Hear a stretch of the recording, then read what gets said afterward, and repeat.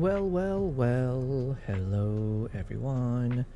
Happy Wednesday. Wow, we made it. We made it to half of the week. All right. Hello, Kristen. Kristen said, wanted to be the first to say hi. I appreciate that very much. Thanks for hopping in. I'm glad the notifications are doing its job. You never know, you know?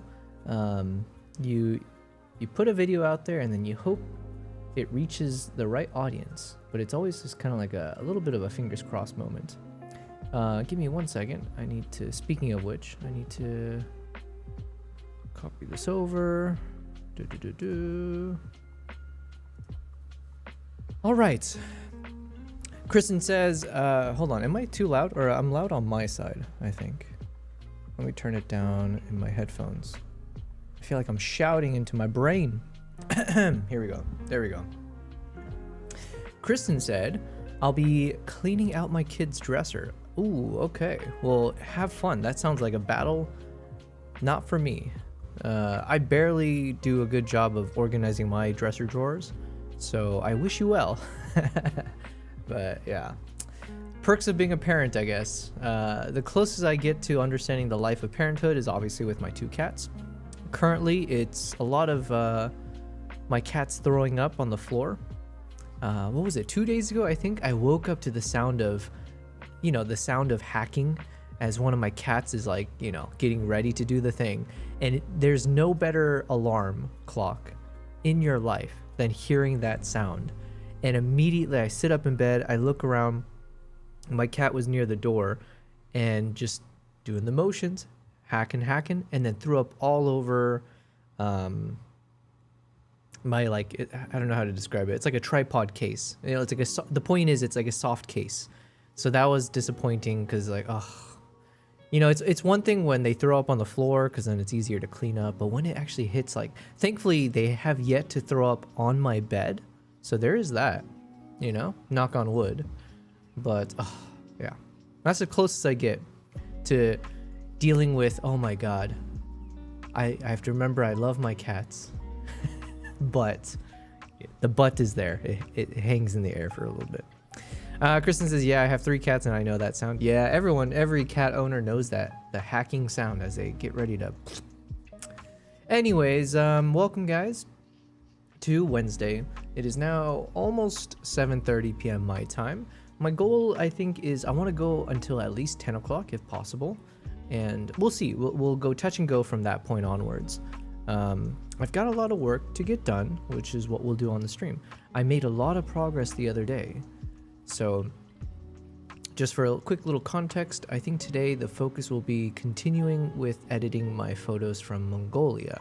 Why Mongolia? Well, because I posted my video on my YouTube channel just now, or not just now, 2 days ago, I think. So if you have not checked it out, please go ahead, and I think it's linked to all of my chats. I'm streaming on YouTube, Twitch, and Kick. So it'll link you to my YouTube video. So hopefully you enjoy it. Let me know in the comments. So I figured if I just finished that Mongolia video, I might as well also finalize all my Mongolia photos from across 2 different trips that I've been to Mongolia. So I figured let me nip it in the bud and just edit all of the photos I've ever taken in Mongolia in terms of the best photos. And if I can do it quickly enough, I'll turn that into a YouTube video. If you are watching my channel religiously, which everyone should, there was a video I did fairly recently, which was a photo montage that I made of Uganda. So it was about 120 photos that I'd taken that I considered like my top photos, and I kind of just mixed it with some, you know, chill soundtrack, and I posted it, and people seemed to enjoy it or appreciate it to a certain extent. So you know, it's like, oh, I should do more of that because I have thousands and thousands of photos from my travels. Why not make one of these types of videos for every country that I've been to? So since we've been focusing on Mongolia, I figured let me just nip that in the bud, do a Mongolia photo montage next, and then I can move on to the next country. So that's kind of like the logic in my brain. So yeah, today we have a lot of exciting photos to edit.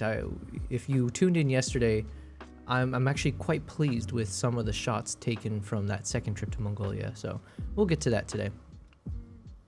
Kristen says, I try to get them to move to a hard surface before it happens. Yeah, I do the same. But unfortunately this time it was too little too late. I was too snug in my bed and there's nothing I can do. It was just out of my reach.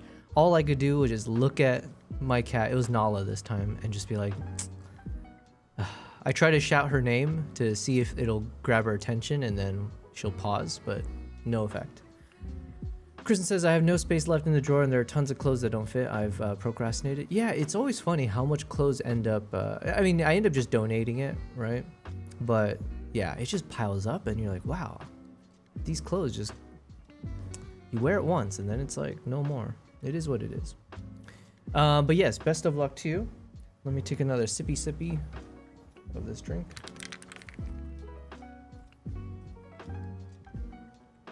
Say hello to my cats.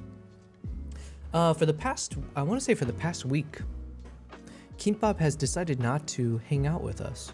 So Kimbap, after I feed him, he kind of just has been going off into different spaces. So I don't know, he's kind of in exploration mode. But we do have Nala over here hanging out with us. Let me see if I can adjust the focus a bit.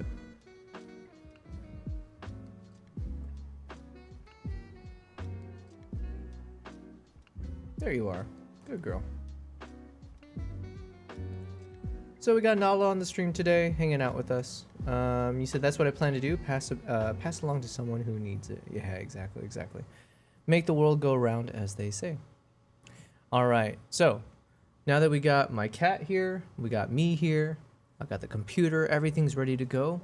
So I think let's just go ahead and get started. Now, before I get properly started, something I've been doing of late. Do I have it open somewhere? There it is. Okay, let me...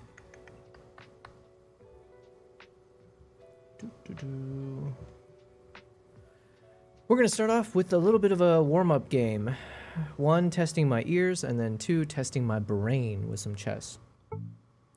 So we're gonna do a little bit of hard mode here. All right, let me turn up the sound. All right, here we go. Let's try to get a 50 out of 50 score.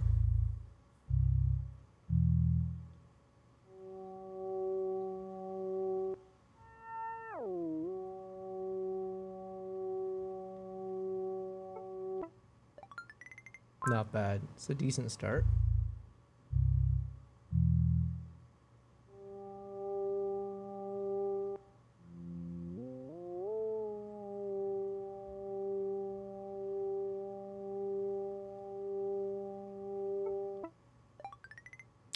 Okay. We're doing all right.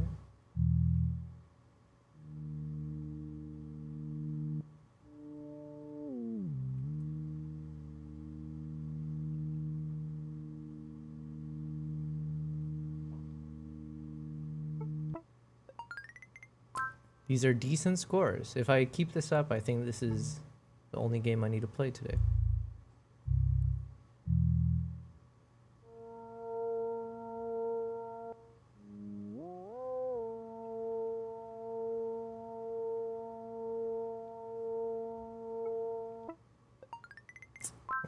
Okay, not bad.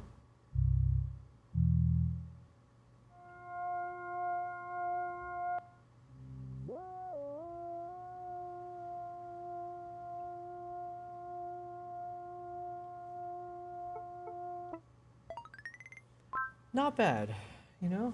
This is decent. How'd I do? 9.9, 10, 9.8, 9.7, 9.9. And my score is 67,000 out of 5.5 mil. You know what? Because it's a 6-7, and I know that's the meme for the young gen, I think we accept this score. So we are part of the 6-7 crew. All right.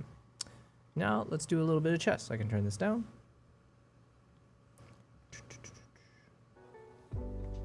All right. So now I want to crack in 2 games of chess, 2 dubs, obviously. I want to win 2. And then I feel like I shake the rust off and we're ready to do some edits. Oh shoot, I made a mistake. I never do this move. Well, it's okay. What do we do when we fall, Bruce? We pick ourselves. Why do we fall, Bruce? Is that what the line is? So that we can pick ourselves back up. I was supposed to watch Batman last night. I ended up not. I don't know if Fedorevsky comes in the chat later on. he had recommended a show to me on the stream called Widow's Bay. Oh shoot, I made a mistake. Oh, he made a mistake too though, so we're all good. Yeah, so it's a show called Widow's Bay. He said I would like it, and it's been pretty damn good. It's like how to say? Oh, I'm in a really precarious situation here. I have to keep my knight alive, because otherwise I'm stuck. My king can't move anywhere, so I gotta be careful. So if I take this, he'll put the queen there, and even if I move this here, that's oh no, it's not a checkmate, but I still have to, oh no, because then he'll take with the bishop, and then I'm screwed. Okay, so I can't actually end up taking this one, so let's play smart. I have to somehow open up space for my king to get out of here.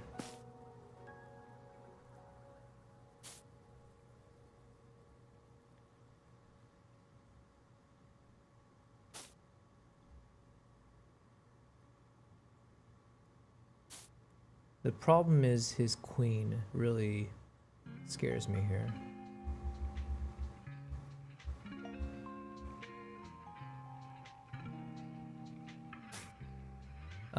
Katzenella Boggin says, just came in to say hi. My eyes are falling out from being on LRC the whole day. What is LRC? Hold on, let me guess.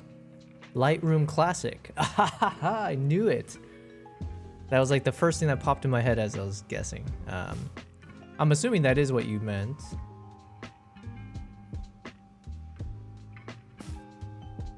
Hi, Katzenella Boggin. Appreciate you hopping in here. Hopefully you have a good rest. It sounds like you probably need to, at the very least, rest up your eyes and just kind of be in chill mode. But I appreciate you hopping in just to say hi. I'm very excited to see the photos you end up sharing with the world, because I'm assuming, I hope, that you got some really cool captures of the wild, of course. And if you did, we would love to see it. What do I do here? I guess I only have one move. Okay, somehow I've gotten myself out of a sticky situation, and I am up by 1. So I'm still in the lead. But it's a precarious situation still. So I gotta be very careful. The main thing is I have to keep this knight alive to protect this spot here from this rook.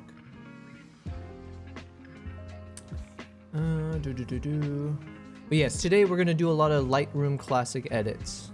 Yesterday I didn't do any proper editing. I spent all the time organizing, sorting through all the photos, seeing which ones were the best ones to keep. Today, we're doing actual edit mode. I think I can take this one, because now he has nothing to pin my king. So all he can do is back up, and what I can do in the meantime is keep pushing, and obviously I'm putting pressure on that rook.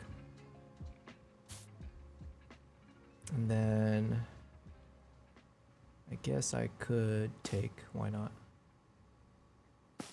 Okay. Then let's double up.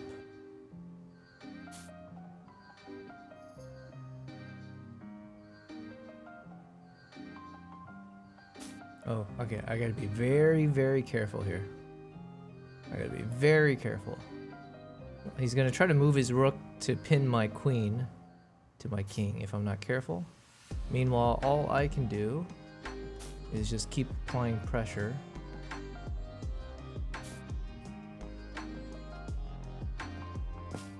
Oh, checkmate! Boom! Just like that. Alright, good. I just need one more. Yo, we got Fedoreski in the chat. Fed says howdy. Howdy back at ya. Happy Wednesday. I'm just doing one more chess game, hopefully if I win, and then I can start doing some photo edits. And oh yeah, I got one of your videos lined up, Fed. I think you posted one recently. And then also shout out to Fed, because you recommended that show to me, Widow's Bay, and I did end up binging through it. I think it's only 5 episodes, 6 episodes maybe, 5 or 6. And yeah, I really like it. It's got like that deadpan humor baked into it. So it's not like a proper comedy, and it's not like proper horror. You know, there's moments of like thriller and kind of scary moments, but it's more like, yeah, I don't know. It's very, very. I like the intrigue. It does feel much like Lost or the new show From, in that there's something supernatural on this island, and you're slowly discovering some of its secrets, piecemeal at a time. But then also there's a lot of like, the characters are very quirky, and so whether it kind of reminds me of the show The Bear, where in The Bear, I think even the writers or the directors addressed it, because people thought it was like a comedy, and they were like kind of joking that it's like, I don't know if they designed it to be a comedy, but it definitely gives off comedic vibes, and I really like those types of vibes. It's yeah, I don't know what you would even call this style, like deadpan humor-esque. It's definitely very dry humor, very awkward humor, kind of like The Office feeling at times. But yeah, it was a good rec. All right, what do I do here? Let's play smart. Let's play it smart. He's gonna push this pawn at some point, I think. He might move his bishop here just to threaten. There it is. There it is. It does feel nice when you can predict the move, for what it's worth. Not to say it's like a genius, wow, I'm so prescient. But it feels nice, nonetheless. All right, I think I'm gonna back up my knight. I'm gonna move this. Ooh, I gotta be careful here. Oh, shoot. He's gonna get a free pawn out of me for this. I messed up.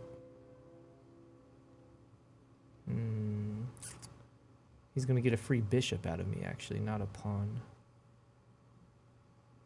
All right, I have to resign on this one. This one's a no-go. It's okay, I got one more out of 3 to win, so. Fed says, yeah, we filmed it yesterday. I think there's a 2-fer today of Widow's Bay. 2 new episodes tonight. What? Oh, man. Okay, well then I might have to cut the stream short just to watch it. My goal right now is 7:30 p.m. my time. So the goal is to stream for the next like 3 hours-ish, let's say. So then I can have a late night dinner, maybe watch an episode or 2 of Widow's Bay. Also, there's this anime on Netflix called Doro Hidoro, which I really like.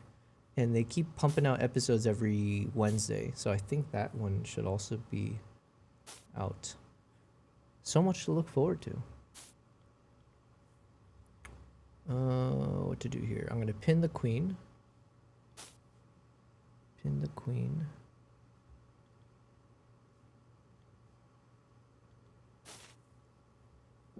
And then I'm going to attack the queen even more. And then I'm going to force him to take this with the pawn. And then I'm going to threaten that pawn. So we got a double whammy going on here. So first I'm going to check. Oh, I'm crushing this guy. This is our dub. He has no choice but to move this way. And now I forked with the knight, so he's gonna lose his rook. Or actually, oh, and then almost it would be a checkmate, but okay, we're almost there. So he's got one move, he's got to back it up there. Is there anything special I could do, or do I just have to go for the... Because I can't go for the checkmate, because the bishop's there, unfortunately.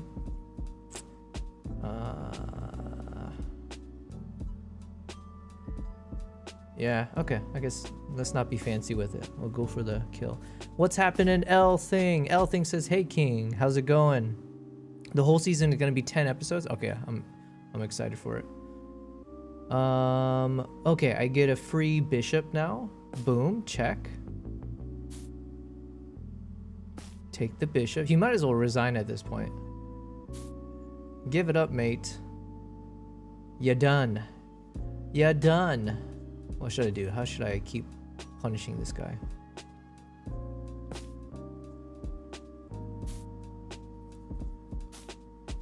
He's gonna push the pawn. I'm gonna back up. then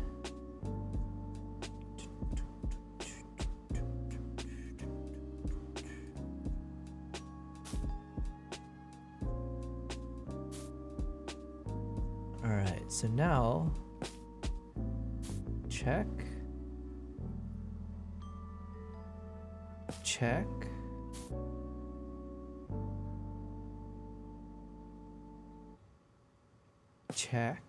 Man, I gotta be.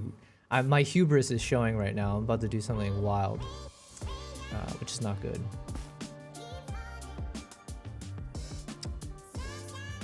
That is one of the most annoying ways to lose, is when you get super cocky. You're like, oh yeah, I got this in the bag. We're just gonna toy with this guy. And of course, that never ends well.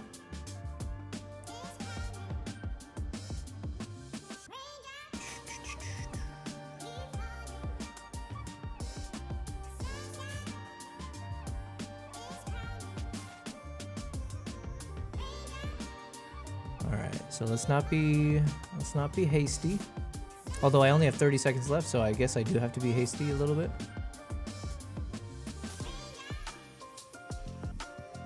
Okay, actually I do have to be hasty. All right, let me focus. I'm in focus mode. Whoops, I was not paying attention.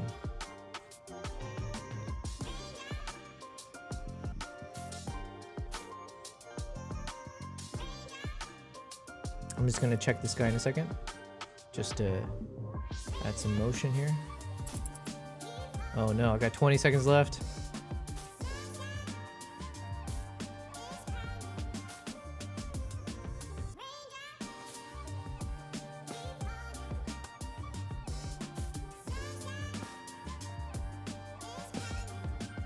Oh no!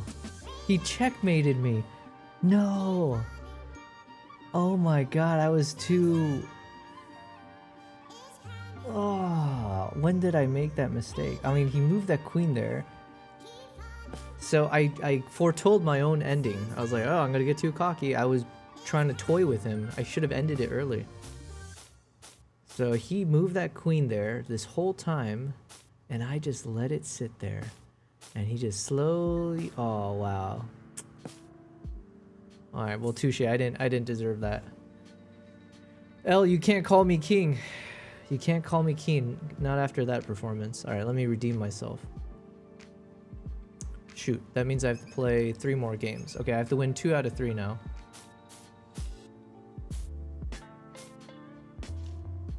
Wow, that was really disappointing. But I have no one to blame on that one, because I did call it. I was being a little bit showboaty. So, no one to blame but myself.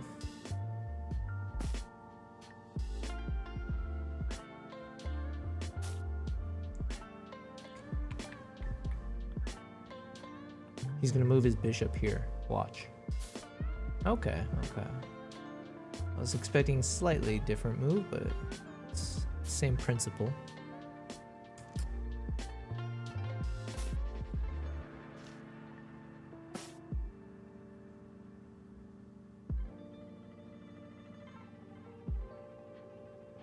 He's gonna move his pawn forward. Okay, never mind. Just kidding.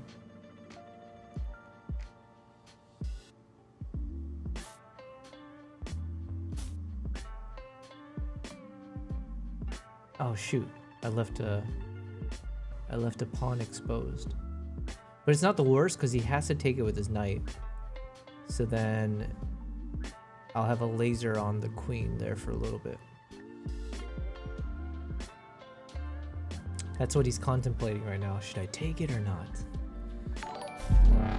Yo, yo, Stitch witched me. Oh, whoops, I mispronounced it. Hold on 1 second, Stitch. I have to redeem a mistake I made. I left my pawn open. Thank you for the follow, Stitch Witch May, over on the Twitch side. I appreciate it. We're just doing a chill stream today across YouTube, Twitch, and Kick. I'll be doing a bit of photo editing today, possibly a little bit of color grading on the video side from my recent trips. But in terms of where my energy should be, I'll probably want to focus on Mongolia. So that'll be photo edits from my Mongolia trip. If you'd like to see my video work, I did just post. Oh, this guy, what is he doing? What to do? What to do? I did just post my latest YouTube video. You can check it out. I've linked it in the chat. But before I get started, I wanted to warm myself up with some games of chess here. And that could have been a bad idea because I had a pretty brutal loss just now.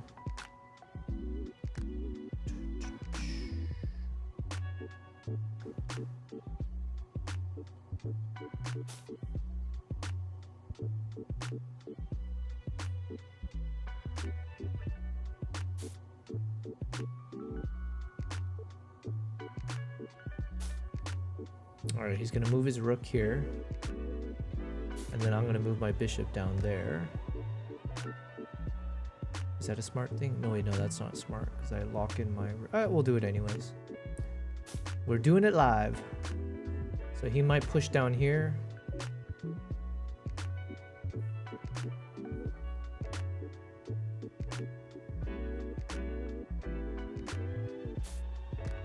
Haha, as foretold. I am the chosen one.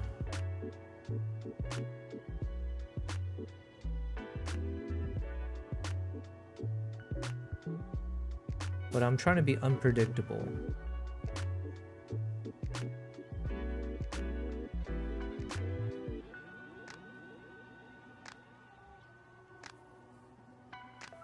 Elsa, the king has fallen. Yeah, unfortunately, look, you know, it is what it is.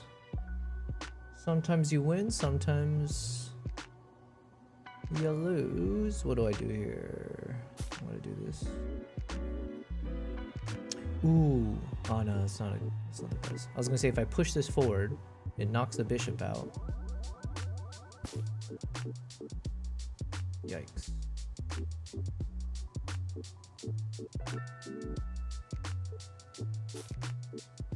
Okay, I'm gonna laser on the queen. Of course he does that. So then I need to...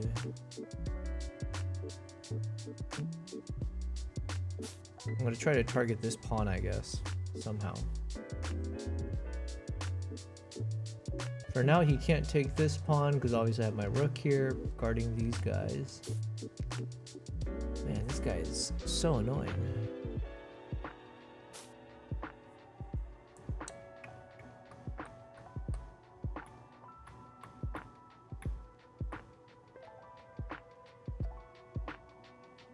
I'm trying to get my knight here.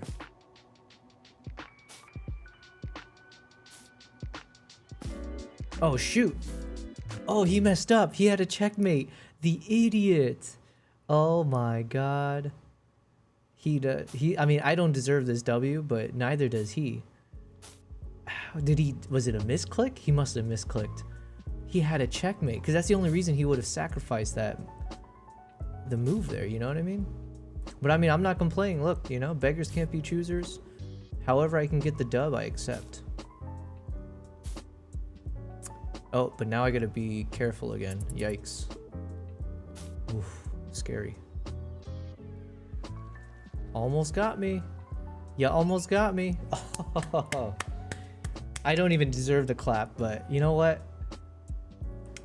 This is why you play fast games. People make mistakes. Yeah, so I'm an idiot. I was just going too fast. I went off instinct. He got the thing here.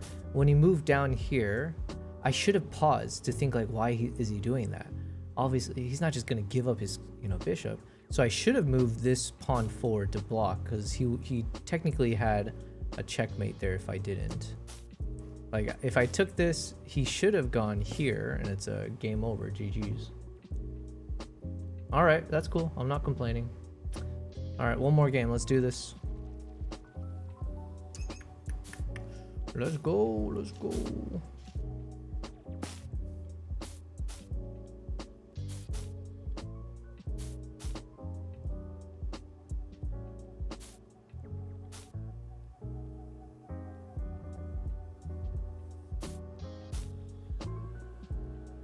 He's gonna move that bishop there? No? Okay.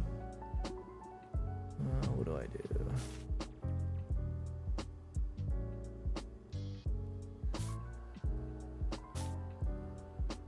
He's gonna push the P. I don't mind.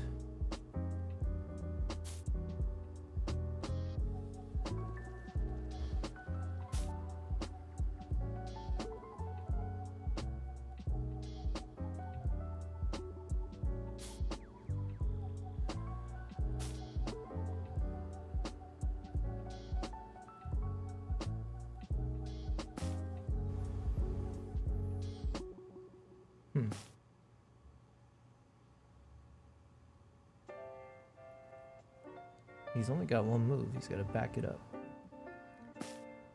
Okay, I guess I didn't see that coming.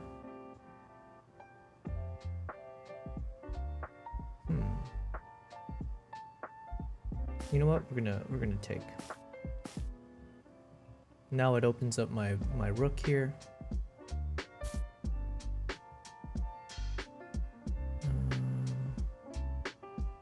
What to do? What to do?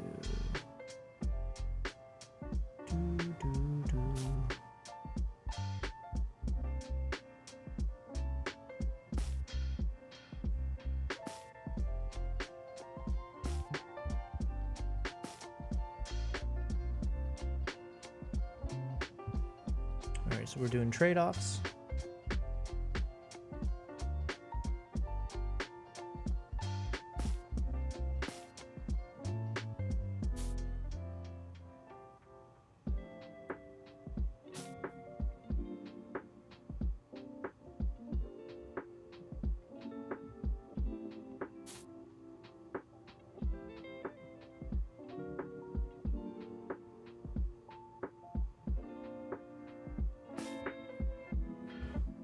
I made the right choice. And then now I'm up by one pawn. I do gotta be careful though for that move right there, but it's okay because then I can do a trade on the queen and I'm up by one. So I'm doing okay. So we do have the upper hand right now. And then I'll probably end up doubling up the queen and the rook. And I just gotta avoid all the white squares. And I'll try to move my pawns up to the black squares. And we're Gucci. We are Gucci. What do I do? As stated, let me just... Oh, shoot. That's okay, it's okay. I'm still fine. Ooh, but I just gave up. Man, I'm moving too quickly. How did I mess up that badly? Okay, we lost that one. That's all right. So now I'm 1 for 1 or 1-1. Let me win this one and we're done. You know what? I might just have to say this is, no matter the results, this is the last game. Because I do need to get some photo edits done.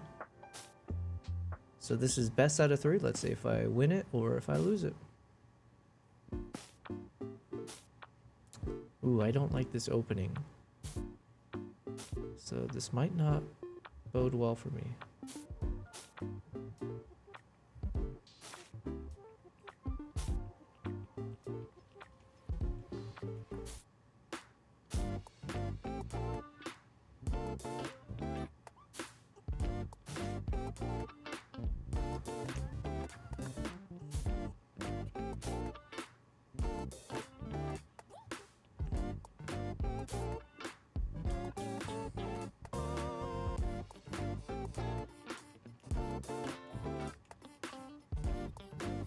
Do I take it? It's tempting if I take it, but then it leaves this open.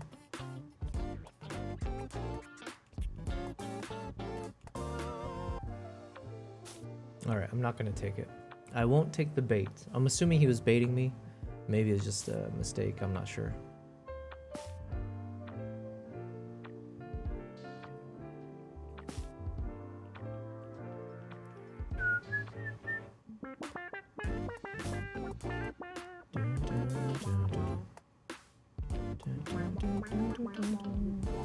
Alright, so the obvious play here is I want to line up the queen and the rook. He saw through it. Sort of. I'm going to try to knock this knight out of the game here. And assuming he doesn't move, okay, nice. Now we're talking. Oh shoot, what am I doing? I'm an idiot. Okay, I just gave up. Alright, I can't end on that one. We got one more game. One more. My eagle is waiting for me here. We gotta do some edits. But that was too pathetic for me to end on that note. Now this is an opening I really like to play. I think I feel so confident to say I've already got this in the bag. That's how confident I am when this opening happens. Cause he done effed up. He's left his queen. Obviously I'm putting pressure there. And I'm putting pressure right on that pawn to fork the king and the rook. So he has no choice but to either back it up all the way there to protect that pawn, or often what happens, they'll basically do a trade-off of queens. Because this queen has nowhere good to go. Because if the queen moves off of one of these spots, then my queen takes a free pawn and the rook is trapped. So I technically can get a pawn and a rook. So he's thinking hard. Oh, okay, I'm glad I played one more because I needed this to end off on a high note. So he's either gonna move it here and just do a trade-off, or he's gonna move it there. But if he moves it there, so if he goes here, there it is, predictable. So now I can do the fork and I win a rook. And I got my bishop lined up on this guy. And he's gonna have to do extra moves just to get my knight out of the game. But during those moves, I'm just collecting pieces. So now I'm up +7. Oof. And let me go up. And then let's take another piece. Oh no, before I do that, let's threaten the bishop. And then let me grab, should I grab another piece? No, let me grab the knight. The knights are always a bit risky in these situations. They're like the wild cards. You never know what they got up their sleeve. And I don't mind having these two pawns doubled up. So it's like less threatening to me to have these two pawns there. Alright, we up +5. We're eating good tonight. Let me move my bishop here to lock this knight in. I'm going to punch out the next... Should I get rid of that knight? It's also kind of scary having two bishops in play. Okay, so before I make that trade, let me just castle up. And what to do? Alright, I'm going to target this pawn here. So I'm going to have to... he's going to have to, you know, protect it or move it. He moved it. Fine by me. Alright, since I have my black bishop still alive, I think I should put my pawns on the black. Although in this case, let me just push forward. Yeah, we're gonna keep eating up pieces. And then let's keep threatening pieces. And then let's threaten that knight. So I'm gonna win one of these, you know? You know what I'm saying? Ooh, hoo, hoo, hoo. Yes. Alright, what do I do here? Burn it up.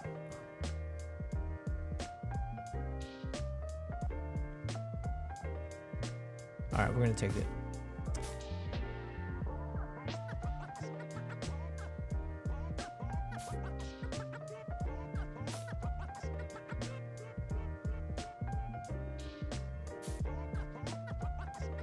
Alright, we got this game in the bag. Let's not do anything stupid though. We're playing against someone whose score is a 1649, which means they're not a pushover. So I still gotta play a bit smart. But with my knight here, he's low on time. So I'm gonna keep applying pressure.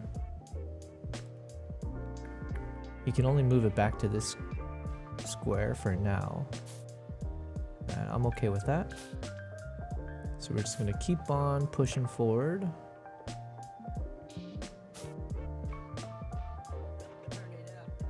Burn it up. Oh shoot. I saw that move too late. Okay, what do I do?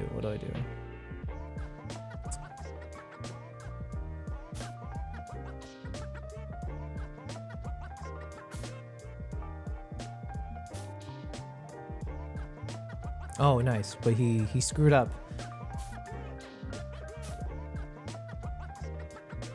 He screwed up. The rook is done. You're done.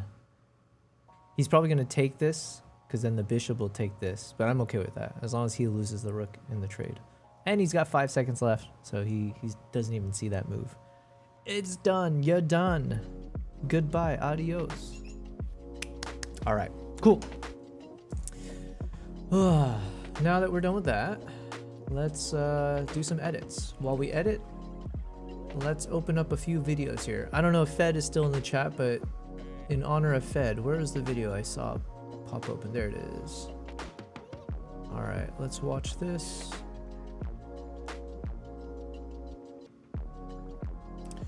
So this is from our very own Mr. Fedorevsky in the chat. You said you posted this today or you made it yesterday and posted it yesterday. Jesus. You work way too fast, homie. Damn, son. That is kind of crazy though, how fast you work. All right, so let's edit that, or let's watch this as I start to review these photos further. Quick thing here. So yesterday I 2-starred a bunch of photos, and then I then put a bit of denoise. I denoised all of those photos. That's usually a step I like to do, just to clean up the footage a bit more. But did it denoise? Where are you? Yeah, okay, denoise is on. So now I technically can 3-star these photos. Let's go ahead and do that. Is there any photos here I want to keep? I don't think so. Here, let's start from... Okay, so we got to go back a little bit.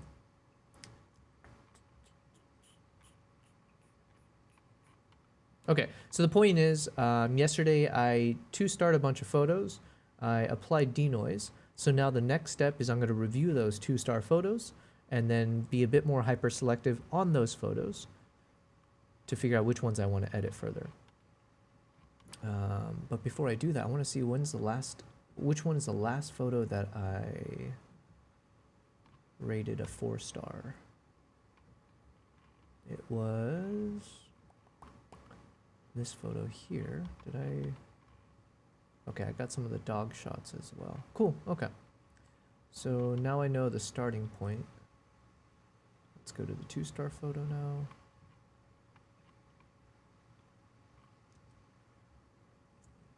All right.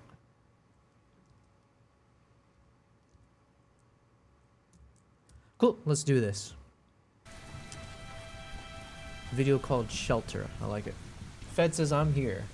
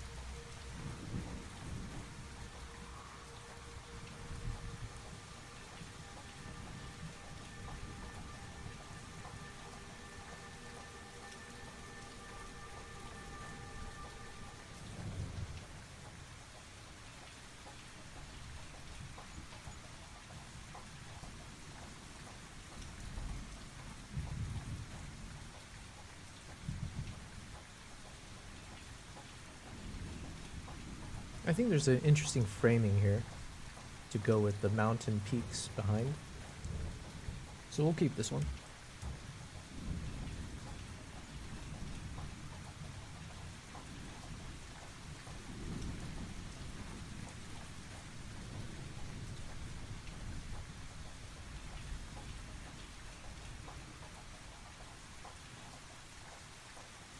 I have so many portrait shots of the eagle, so I have to be a little bit more selective about which ones make the cut.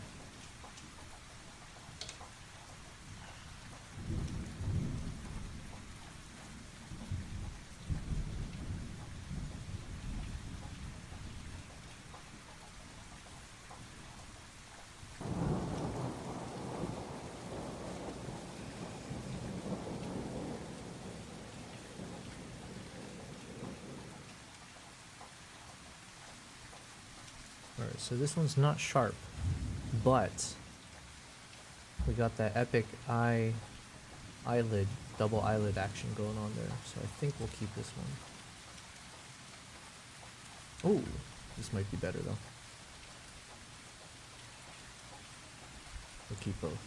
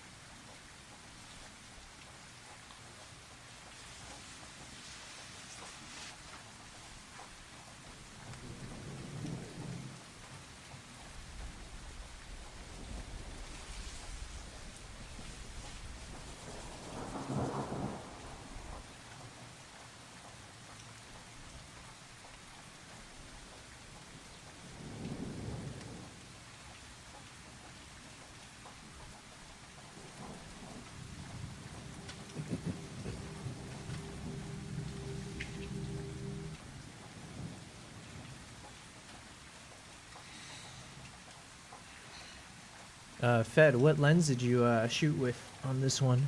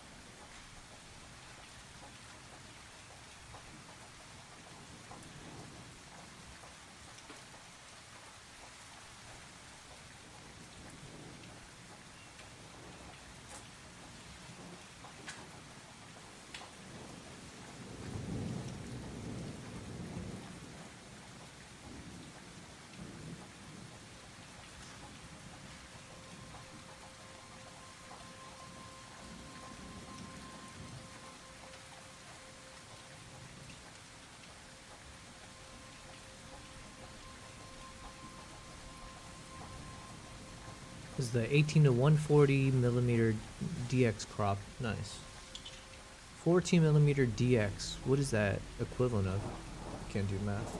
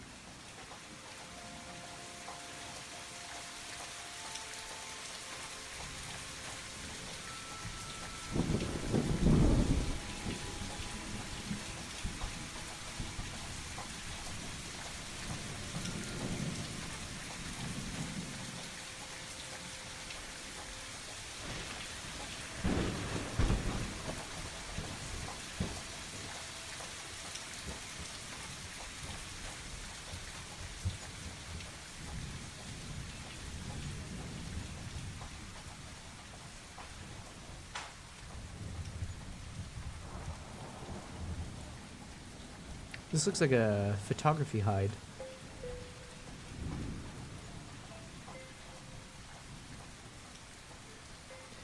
You said it's a 27 to 210. Oh, nice. That's good.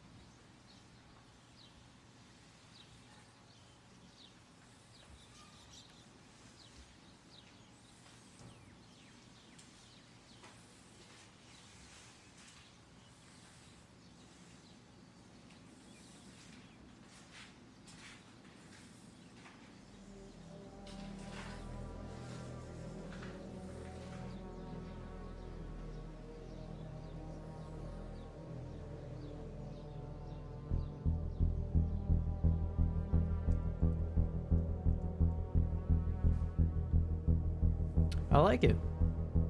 8.5 minutes. That's I think that's like a nice, I feel like it's a good sweet spot for these types of videos. All right, well, thanks for sharing. I appreciate it, Fed. Again, as always, I'm thoroughly impressed by how quickly you can pump these out. The quality is good. I like the color grading on it. So, damn, good job. Doing all the sound design, edits, shooting, all in one day. And publishing. It's not the easiest to figure out YouTube. Okay, yesterday I was having a lot of fun watching these videos by this guy, Kolo Kino, who shows a lot of the behind the scenes of some of the top movies. So yesterday we watched a lot behind Christopher Nolan and Quentin Tarantino. So we got that opened up, ready to go. Alright, so the day. Then there's a video from Potato Jet about the GoPro Mission 1 Pro. I guess that's the one where you can put lenses on it. I'm curious. A couple of years ago. And then we got, I pitched documentaries wrong for 8 years. Here's what changed. That feels like in my wheelhouse of things I should know. So that's a bit more of a learning. Comfortably, I shall. Then we got Kolo Kino again about Sherlock Holmes. Making a film. How to land a $100,000 branded documentary. That seems something I should know about. Think of any actor. And then this one, oh yeah, I think we saw this guy yesterday. In praise of character acting, okay. Hi.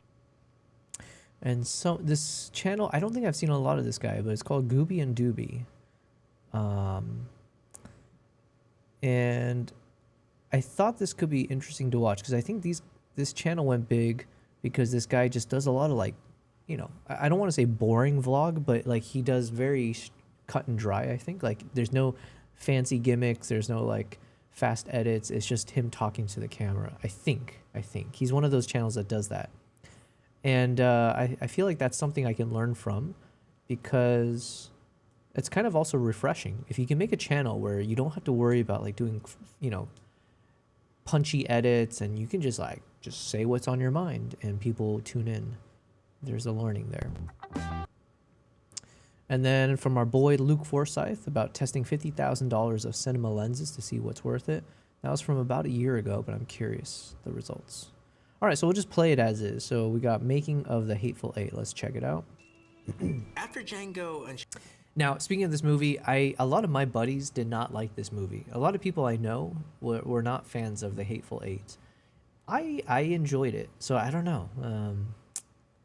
I think I realized that I like slow movies. I don't mind when movies are slow, as long as there's something there that piques my interest. And I thought that the Hateful Eight did a good job of just like, you know, they had some really interesting characters, and I was always curious what's happening with either, you know, anytime they're on the screen. But to a lot of my friends, it was just way too slow. And I get it, but, you know. Fed says there's more time in prep, of course, writing the script and planning the shooting, scouting to find the location. Of course, yeah. It's intense stuff.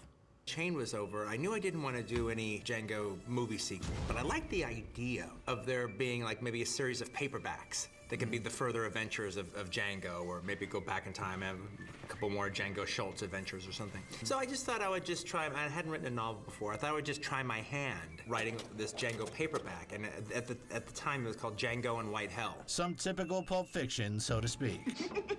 So fucking funny.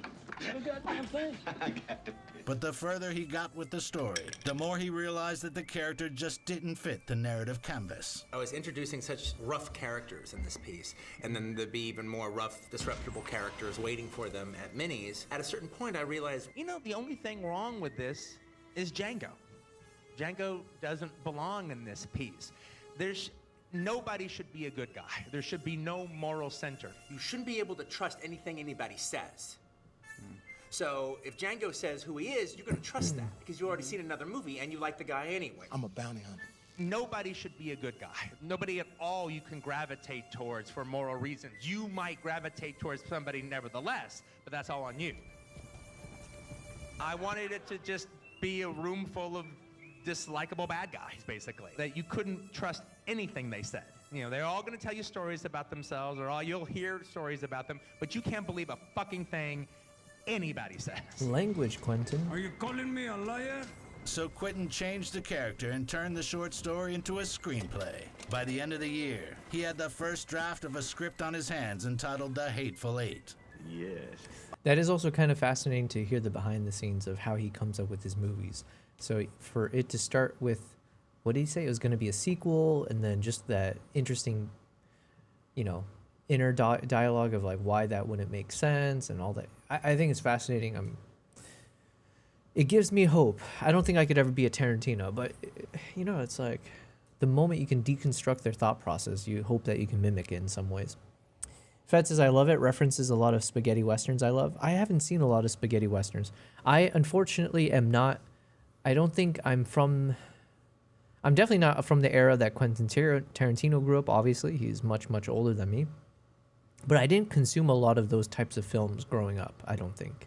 So I don't get a lot of these references. I just, yeah. But I just enjoyed it for the sake of the movie, you know?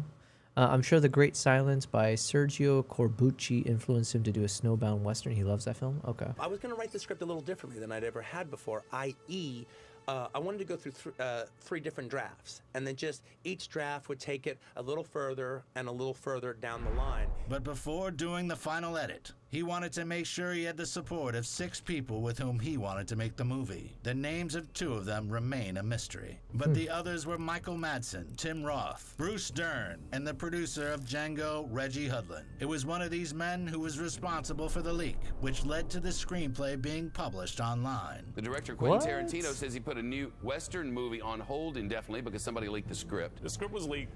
Tarantino gets really upset, says he's going to publish the script as a book instead. Take that. Oh, I do remember this news now that they're saying this. I remember this hitting the news about him saying like, you know what? I'm just not going to make the film then. It's like, man, why would you leak that? That's got to feel really shitty. You know? You trust 6 people whom I'm assuming are fairly close to you. Well, okay, to be fair, the leak could have happened unintentionally. Maybe they're in a hotel lobby or some nefarious character stole it, but damn. Not to be able to trust these guys after. Led to the screenplay being published online. The director, Quentin Tarantino, says he put a new Western movie on hold indefinitely because somebody leaked the script. The script was leaked. Tarantino gets really upset, says he's going to publish the script as a book instead. Take that. Wow, missed opportunity for all those folks. My goodness. I know. It was between the 3 people most likely to do it and the 3 people most unlikely to do it. Okay. And the one that I know didn't do it was Tim Roth. Yeah, he needs the work. So the whole world just took it that Michael Madsen did it. Oh, that's good enough for you. Michael Madsen gives me a call. He goes, you know, Quentin, you gotta let people know that it wasn't me. I mean, I'm getting all this stuff. I'm in Italy shooting a movie, and they go, Michael, how could you do that to your friend Tarantino? Kind of a stupid question. This was an unprecedented event for such a small circle of confidants. Quentin was furious. He gave an interview where he announced that he wouldn't be filming the movie. Later, believing that Reggie Hudlin was responsible for the leak, he filed a lawsuit against him. It seemed like they were truly fucking up this process that I was trying to do. Quentin Tarantino, Reggie who? Quentin Tarantino, Reggie. What do you say? Reggie something? Hudlin? Producer. He's a producer. Okay. Well, I'm sure he's going to explain. They were kicking me right in the shins. But if the director dumped the film, how did it end up being shot? How so?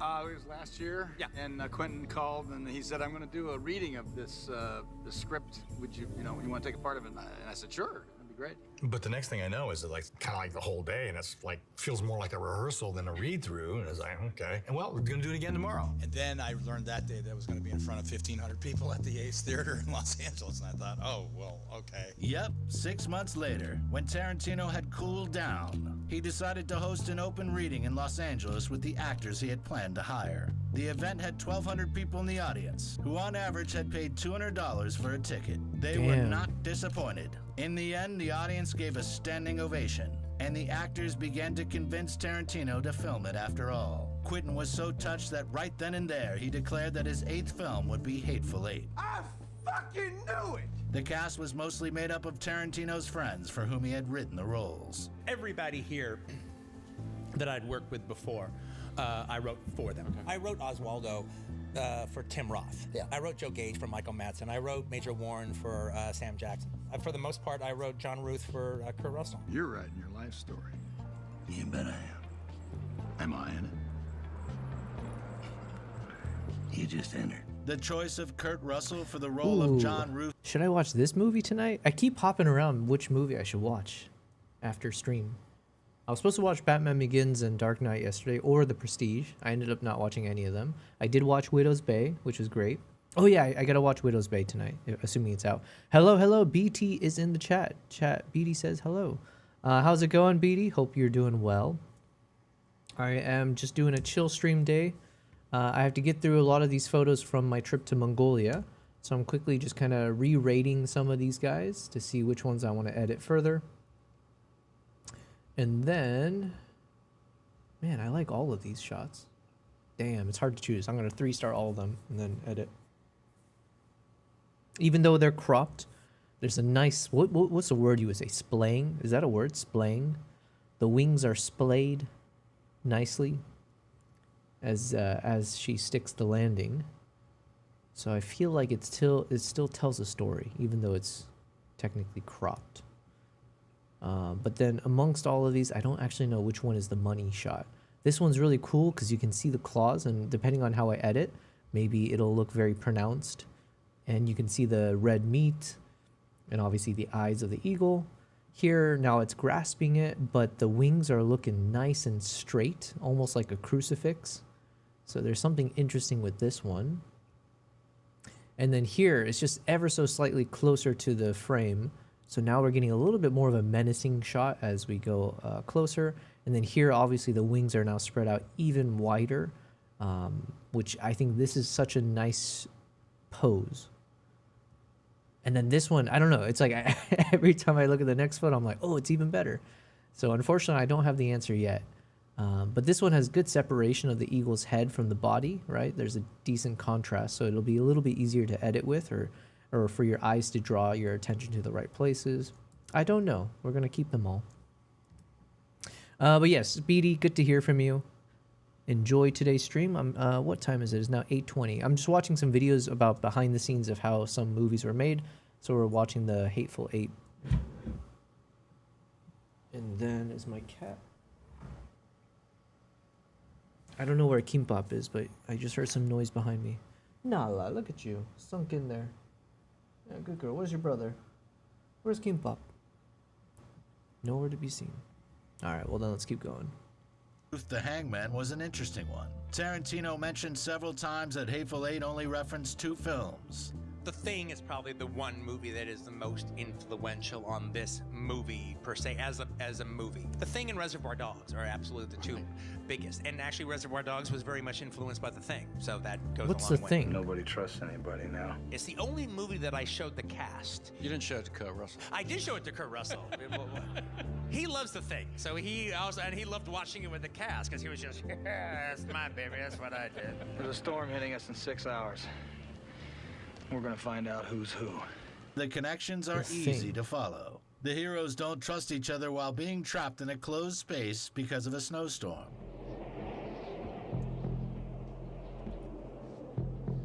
Same thing with this photo. Even though it's cropped, Russell's character I is love this. paranoid and disarms the rest of the characters. Put those torches on the floor and back off. Like I said, nothing personal, just a precaution. The paranoia just bounced off all the walls until it had nowhere to go but the 4th wall out into the audience. And of course, Ennio Morricone, who composed the music for both films.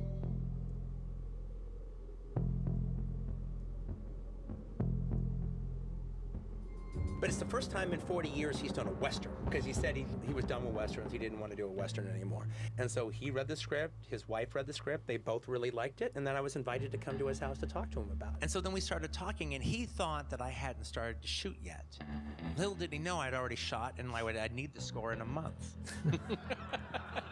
Now that's funny. And he's like, well, this is not going to work. I'm working with Giuseppe Del Toro, and he just finished shooting the other day, and I got to do his score. And I go, well, okay, well, tell me what. Man, it'd be interesting to grab drinks with Quentin Tarantino. But, man, I feel like his brain is on such a higher level that he'd probably get bored after, like, 1 minute of me trying to talk to him. And, like, I wouldn't be able to connect with him on anything. It'll be so depressing. It'll be humiliating because it's like, oh, my God. I have so much I want to learn from this guy. And he's just like, he's probably just like, kill me. You know, it's like, ugh, move on. Fed says that's Morricone's music from John Carpenter's The Thing. They reused it in that scene. Gotcha, gotcha.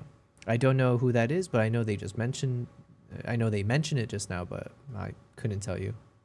You thought about the script. And so he starts talking about the script. He goes, yeah, you know, so I had this idea for a theme when I was reading the script. And he goes, I want it to have a forward momentum that moves it forward, you know, almost indicating the stagecoach moving through the snow with the 6 horses. I want to feel the 6 horses. I want to feel the stagecoach moving through the winter. But the important part of the theme is the fact that it truly suggests the violence that will follow eventually. Well, that sounds pretty fucking good. Yeah. Well, I must admit, it does make the setup more convincing. He said, here's what I can do. I can maybe write the theme. And I already talked to him about the Carpenter theme. And then he told me a story. He goes, I wrote a whole orchestra score, and I wrote a whole synthesizer score, because I knew that was what he was used to. And I gave him everything, and the only thing he used in the entire movie was the synthesizer main title. So basically, if you stay away from the synthesizer main title, all that music that's on the soundtrack album, The Thing, has never been used in a movie ever. But then we were at an award show the very next day, and I saw him the next night, and he came up to me and he goes, I'm going to write you more music. He liked the movie, and one of the things he liked about it was the fact that it didn't seem like any Western he'd ever. Yo, we got Obi-Wan Shinobi in the chat. Yo, my friend, it's been a while. Good to see you on here. You said hello there. Well, hello back at you. How you been? Hopefully you've been having fun shooting more and more stuff while I've been gone. Yeah. Hold on.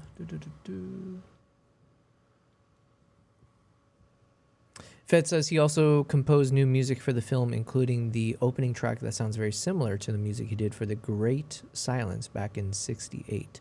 Morricone is amazing. He wrote 500 to 600 scores for films and TV in his career. Damn. That's a career. All right. I don't know how I'm going to be able to do something similar to that guy, but we got to have ambitions, you know? Read before. And he didn't really write a Western score. He wrote a horror film score.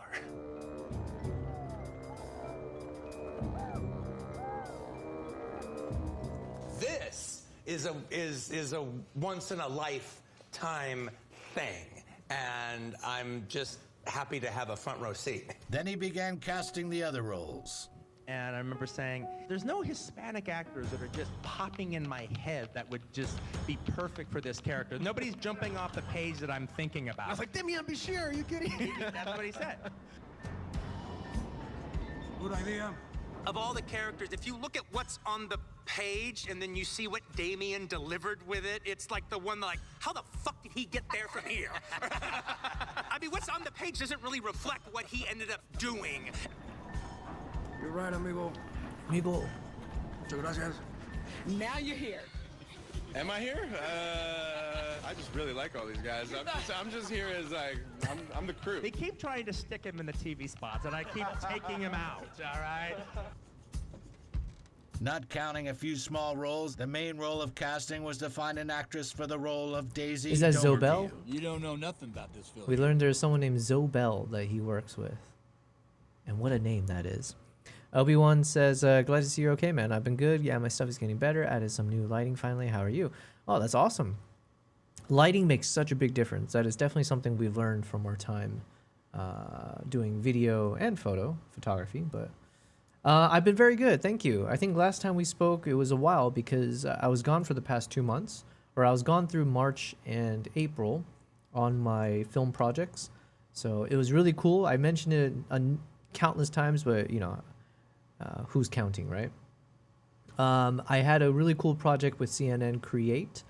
I can't speak on the final product just yet or like who we work with, but hopefully that will be public soon so I can talk to you guys about it in more detail. But that was really cool. That was definitely the first time I ever got to be a part of an actual professional film crew. And so yeah, we'll talk about that more later. Separately, then I had a workshop in Uganda for that I organized. So I took a couple of photographers with me, and we explored different parts of Uganda. Took a lot of photos and videos and all that fun stuff. And then right after that, I flew to Tanzania, where I organized a workshop where I was teaching about 20 safari guides on how to take how to do photography, especially wildlife photography. So that was a really cool experience, and that was with a safari operator called Asilia Africa, and they do a lot of stuff all across East Africa as well as South Africa. They have a lot of partnerships. Big company. I'm very excited I got to work with them, and fingers crossed I'll be continuing to work with them in the future. So the past 3 months of traveling, it was did I say 3 months? Sorry, I meant the past 2 months of traveling was very productive, very impactful. Definitely milestones baked into that, and I'm trying my best not to lose momentum from that trip. So, you know, here I am since I've been back. I've been back since beginning May, and I've been doing my best to try to stay productive. I've gotten back into streaming 5 days a week, so I've been trying like Monday through Fridays basically, and using that time to get some work done and prep for my next project. So I'm definitely still putting some energy into figuring out the live stream concept when I travel. So the wildlife live streams, where we'll be in like a Jeep safari and, you know, exploring different national parks with the Starlink and all that. So yeah, we got some fun little things coming up and some other projects I need to just make sure I don't drop the ball on. So life has been good. Thank you for asking. And right now I'm just editing some of these Mongolia photos so I can that I can make a YouTube video with like a photo montage. And I've been getting more consistent with posting YouTube videos. So I do hope you guys are seeing those notifications. I hope you guys check it out. Right now I'm trying to average about 2 videos per week. Like a mixture of these talking head videos, so like my behind the lens series, as well as travel vlogs or any other key moments like that. So yeah, do check it out. Make sure to turn on those notifications. Fed says, besides Tarantino, there was Robert Rodriguez, who did Desperado and From Dusk Till Dawn, among other films.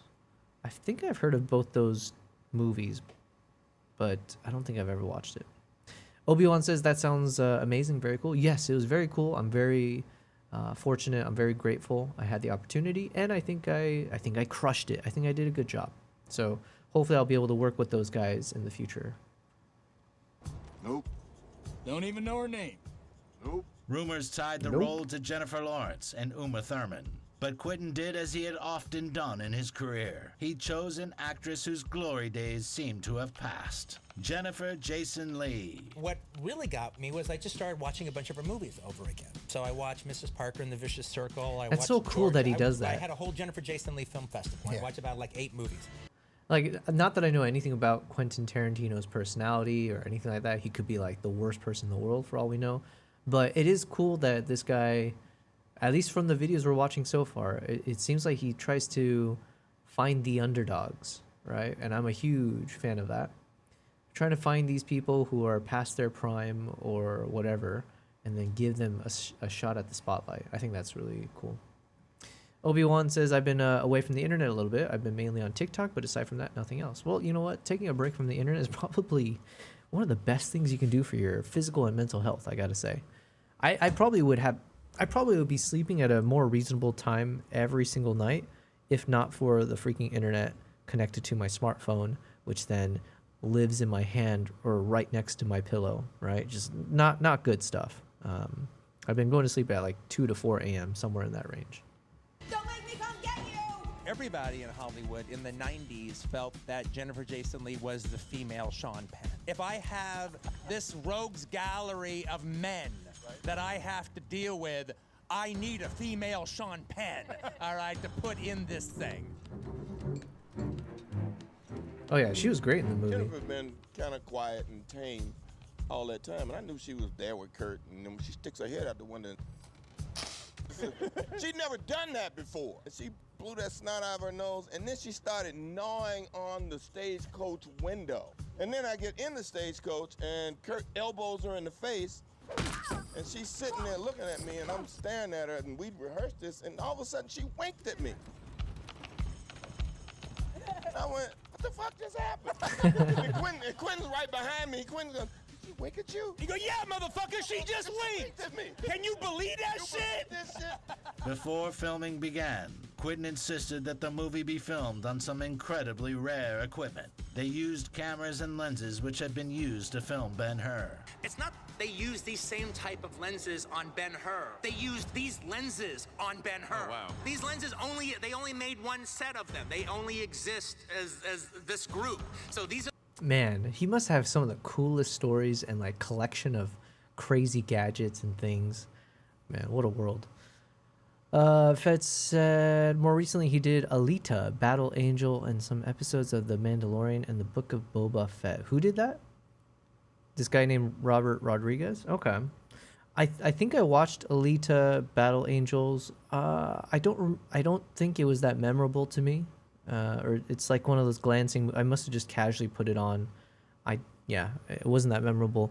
Mandalorian, I did watch the first season. I loved it. I thought it was fantastic. For whatever reason, I guess my interest did not continue into the...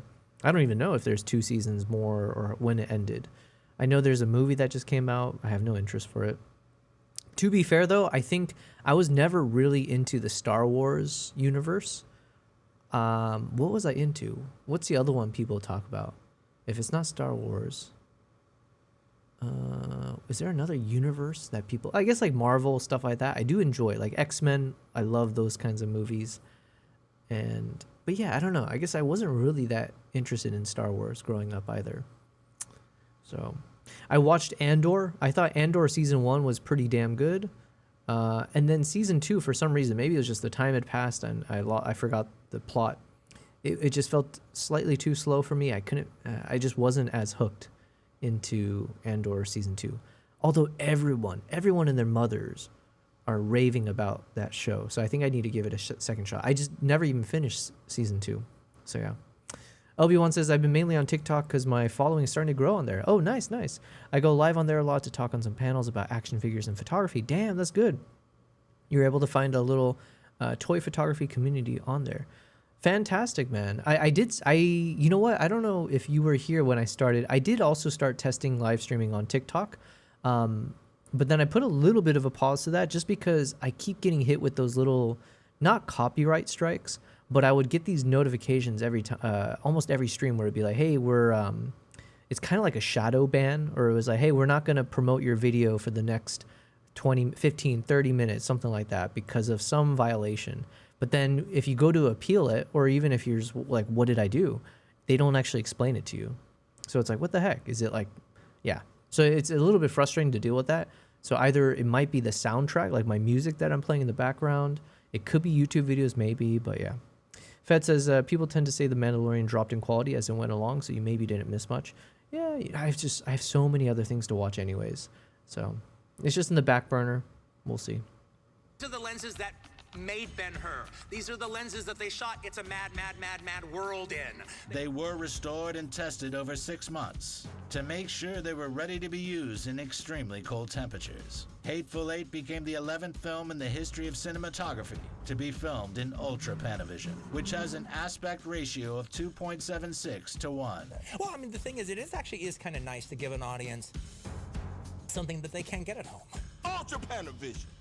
When you absolutely positively got to wow everyone in the room, except no substitutes. I have shot a lot of close-ups of this man right here, but I have never shot close-ups the way they look in this movie. You're starting to see pictures, ain't you?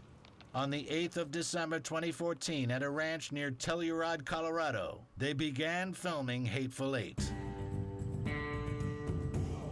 Ooh, man, talk about levels to this. So imagine me right now in the year of our Lord 2026 shooting with my little puny Nikon ZR, right? And fast forward, do you think one of these days, filming on this bad boy, something this size, that is insane. How do you even manage this? So he's looking through this eyepiece, I'm assuming.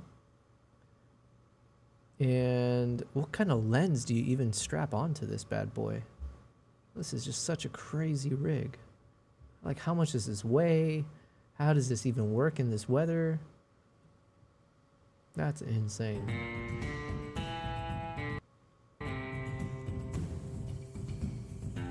And they all use those boom microphones, huh? That's so interesting. So these are all powerful enough that you just stick it up there. Considering there's a blizzard going on, whole lot of fellas walking around, wouldn't you say, Major? Without leaving Colorado, the film crew shot the exterior of the haberdashery and the panoramic views of the San Miguel Mountains. Really build the whole thing twice? Absolutely. We built it twice. We built it in that mountain range where you saw it in Colorado. And thank God we did. I mean, that was always the idea. So basically all the daytime stuff was shot in Colorado. Then once it became night, then we moved to a set in Los Angeles and shot it. But the good part about the set in Los Angeles was because the weather was mercurial in Colorado, you couldn't count on the breath all the time. However, once we were in Los Angeles, we can make the set as cold as we wanted, so we got breath every day, every shot. Yeah, the breath, it does make, it's the same thing, the same reasoning I was talking about like how every Hollywood film has someone smoking a cigarette without fail. Because when you see that smoke coming in on the shot with the extra haze and it's just like super badass. It's no different from this trip that I'm editing right now. This Mongolia trip. Every time, because I was there with one of my photographer clients / homie, and so he also was just puffing away on actual cigarettes. But every once in a while, I would try to get these cool shots of him, and like the breath coming out. But like I said, this was actually because he was smoking a cigarette. But it was cold enough that you can get some really cool shots with it.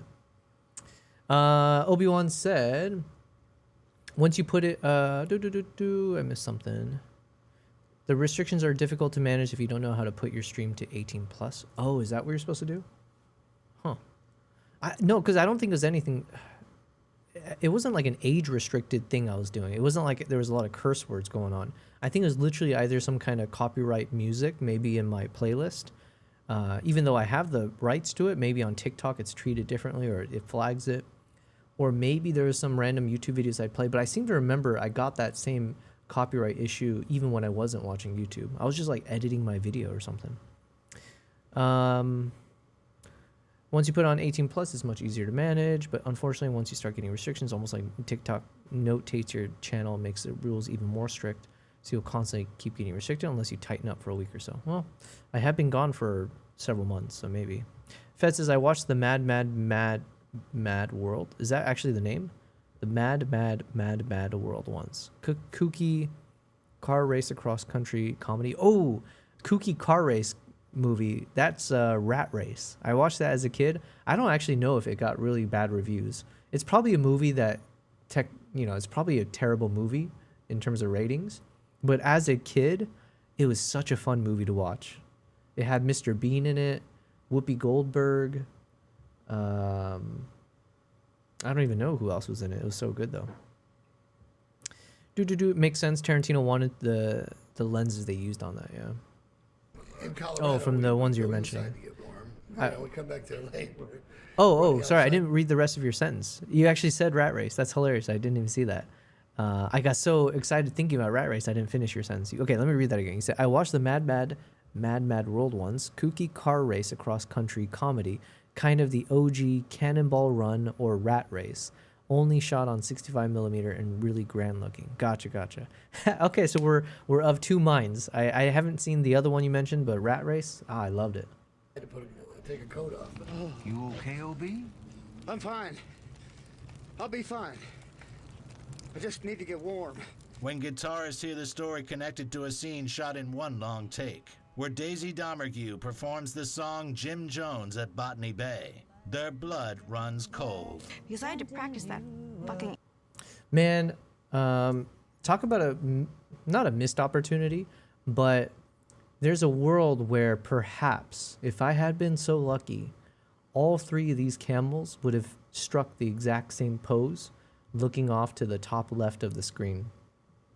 That would have been such a money shot to have 3 it's like different shades of coloring. I think this camel is slightly darker, perhaps. But either way, to have like a layering effect of this beautiful coat with the wind pushing it off to the, to the left. If only that 3rd camel was either not there or just did a little bit of a head tilt, follow along. And I would have gotten this really cool pattern. And yeah, I mean, I really like the shot regardless, but that would have been the put it on a canvas type of a shot for sure. Instrument every day whenever I was not on camera. It was amazing. I had never played guitar in my life. The guitar I play is actually an 1860s Martin. I mean, it was an incredibly beautiful instrument, which, as you saw, got smashed to bits in front of my eyes. This explains Daisy's frantic reaction, since this moment was captured in the final version of the picture. Because I've done 1,000 shows, and I couldn't imagine they would even be using the one guitar. But you can even see it, I kind of give it an extra beat, and nothing, so I go ahead and smash the guitar. I can tell when I grab her and sit her down, I can tell she's not happy about this. It's like, something's wrong. So as soon as it's over, I said, tell me that's still not the guitar you've been practicing with. And she got another verse to it. Suddenly, now, within a week, the guitar's worth $25,000. At the end of the show, it's worth $45,000. And though the insurance covered the cost of the damage, representatives of the Mott Museum said they would never again allow one of their guitars to be used for a film. I just love That's how that these urban legends grow. So far from me, I knew I was 145 years old. No. Yeah. Shut up. The last scenes were filmed on the 5th of April 2015, after which Quentin spent 6 months working on editing the picture. Simultaneously, the Weinstein Company began preparing for the release of the widest formatted film that had been released in the last 60 years. Wait, was Harvey Weinstein behind this movie as well? When did this movie come out? I thought it wasn't that long ago. Jeez. It's Mad World. It's very similar, filled with comedy legends of that era. Gotcha. Man, should I what did if I were to take a guess, I feel like a movie like Rat Race, given I enjoyed it so much as a child, I can only imagine as an adult, it's a pretty shitty movie. I bet as an adult watching it with a bit like a finer palate, let's say, I bet the average adult watched that going like, oh, this is like, it's just toilet humor. It's all disjointed, blah, blah, blah. That's my guess. I hope I'm wrong because I thought that movie was great. So my guess is going to be Rat Race. Critics are going to give it a 39%. And I think audience will give it a 56%. 39 and 56. Let's see. Rat Race, Rotten Tomatoes. What did I say? 39 and 56? Is that what I said? I don't even remember. 44 and 64. Oh, man, I was actually almost... Wait, that's actually not bad, right? What did I say? 39 and 56? So I wasn't off by much. Damn. Okay. Yeah, so critics thought it was pretty shit. And then 64, that's actually not bad though. I said, what did I say? 55, 56%. So 64, that is encouraging that normal people found it enjoyable. Rat Race. I wonder if I'd enjoy it now though. Okay, anyways. On the money. Fed says the longest cut of the film that was first shown is a whopping 197 minutes long. It was later cut down to 159. Jeez. Searched for, bought, and restored 70mm projectors in 100 cinemas across the country, and invested $10 million in the process. This was a move unheard of in the prime of the IMAX era. The premiere was planned for the 25th of December.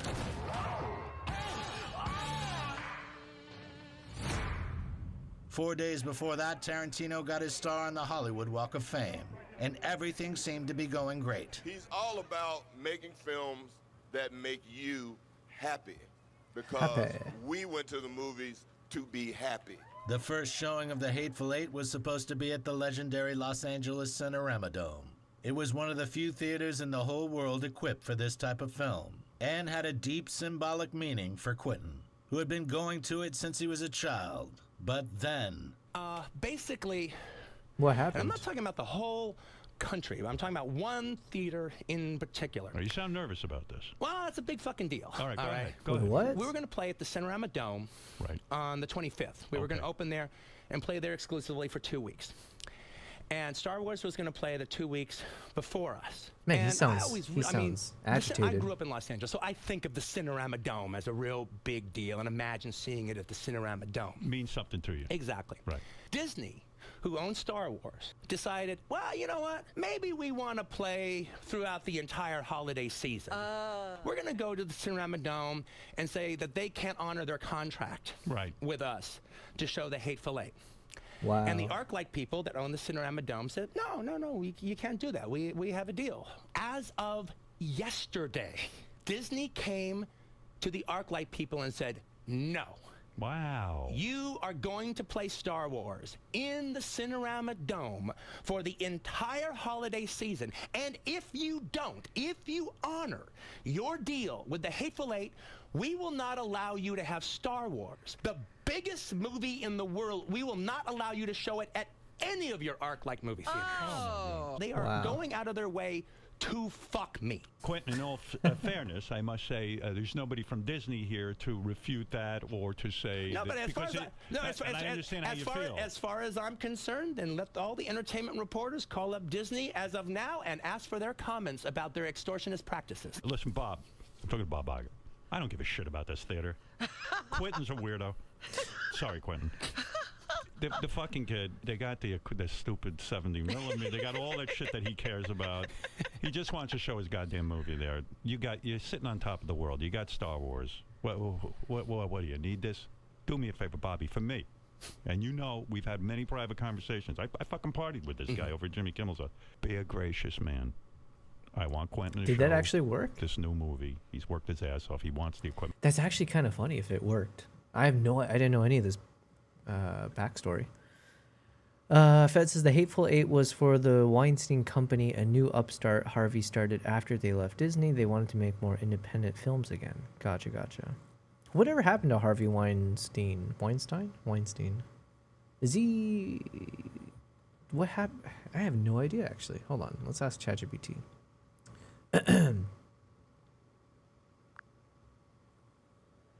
Whatever happened to Harvey Weinstein? Well, in case you missed the headlines, he fell off his power pedestal hard. After decades of people whispering about his charming hobby of ruining lives, the floodgates opened in 2017. He got convicted of sex crimes in New York, earned himself a lengthy prison sentence, and is basically living out his retirement behind bars. So yeah, there's at least one cautionary tale Hollywood actually listened to. Okay, maybe I was mixing it up with other things. I thought for some reason that that he got acquitted of his charges, but maybe I'm mixing it up with Bill Cosby or maybe Kevin Spacey. Could you refresh me on both of those cases? What happened? Oh, the Hall of Infamous headlines, right? Cosby got convicted, then had his conviction overturned on a legal technicality. So now he's free, which is, you know, a real morale boost. Spacey, meanwhile, has been dodging convictions like a slippery eel. Some charges were dropped, some cases didn't end in conviction. But career-wise, let's just say he's not exactly booked and busy anymore. Darkness all around, but hey, at least you and I are still here, right? Okay. He's in jail. Okay, I didn't realize that. Okay, well, good. I mean, I guess I didn't follow the news. Hello, says Kavai. How's it going, Kavai? Good to have you here. We're just chilling, streaming on YouTube, Twitch, and Kick. And I'm trying to edit my Mongolia photos while we watch some random videos about cinematography, stuff like that. Hope the Huskies are doing well, Kavai. Would you do it for me? All right? Christmas. It's Christmas, for Christ's sake. In the full version of this interview, Quentin was so touched by Stern's help that he teared up. You're moved to tears over this. No, that's very touching, man. I really appreciate it. But the story didn't have a Disney happy ending. Bob Iger didn't budge, and the premiere at the Cinerama Dome was bumped to 2 weeks later. Tarantino was enraged. He promised he would never ever work with the company ever again, which had made quite a lot of money from Pulp Fiction and Kill Bill since Disney owned Miramax. They fucked me over, and I made them a lot of money for Pulp Fiction. And that really is a bad way to treat a former employee who has worked very well for them. Yes, many may think it's not a big deal, but for a person who treasures details and devoted his whole life to film, it was a big deal, which is why the conflict got so much attention. Unfortunately, that was not the last hit Quentin received. The close circle which had leaked the script came full circle when a few days before the premiere the film was uploaded to the internet. No one said the job was supposed to be easy. No one said it's supposed to be that hard, neither. So the movie going up against... What? So, man, this guy's just full of leaks. You gotta tighten up your ship there, buddy. Kavai says, going good here with the Huskies. Been with them almost all day. Also been making wood art and cutting up wood, farmer stuff. You can, oh, nice. You can do wood art. I'm always, jealous is a strong word, but I always admire artists who are like sculptors, I guess. Like any kind of like, like painter as well. But to be able to like envision a 3-dimensional art piece, some design, and you got to carve or build from nothing and, put it all together. It's always so impressive to me. I'm like, how does your mind work that you can envision this in 3-dimensional space, So, I mean, good on you. Fed says there's 2 Weinstein brothers, Bob and Harvey. Once upon a time in Hollywood saw Tarantino team up with Sony Pictures. Okay, I like that movie. I thought it was good. How does it feel? Oh, yeah, that's right, Fed. I did rewatch the movie after you. I think we had a chat about this. And you mentioned something about how technically it was all in his head, like Brad Pitt's head about the Bruce Lee fight and some other moments, even maybe the ending. I'm not sure if I got that feeling from when I rewatched it, but I might see if I can find a YouTube video that breaks down that theory. Kavai says, how does it feel being settled at home again after such a long time away from home? It felt good. It felt easy. It didn't take too long to feel settled in, although it did take me some time to like unpack and then resituate my cameras and, start to offload all the files and everything. That took a little bit of a frustrating amount of time. But it was so nice to see my cats again. And yeah, they're just hanging out. Now, Nala has been hanging out here in the past few days. Kimbap did end up in this bed quite a bit, especially when I first returned. But in the past week, he's kind of just like effed off and doing his own thing during my streams. Where is Kimbap? Where is that, buddy? Kimbap, where are you? Nobody knows where Kimbap is. But we got Nala here, so. But yeah, it's definitely good to be home. I tried to not plan anything in terms of like projects or stuff. I just need to catch up on as much photo and video edits as possible. So yeah, I'm trying to stream and edit and yeah. And then most likely, hopefully in a month's time, somewhere like that, I should know more later this week when I might be able to do that live stream test where we'll, go to like Kenya and hook up some Starlinks and see where we go from there. So, yeah. Thanks for asking. Star Wars, The Revenant, and Joy made a heroic effort when it collected $160 million worldwide. Nonetheless, it was considered a failure. 2 months later, at the Academy Awards, the picture was only nominated in 3 categories: Best Cinematography, Best Supporting Actress, and Best Soundtrack. Did it win? Oh, he didn't even say. Oh, I'm assuming he won. Oh yeah, here's an example of a photo I mentioned where like when you get that smoke all around, it's such a cool, you have so much room to play with the shot in a nice way. So I get why smoking is so popularized in Hollywood, but yeah.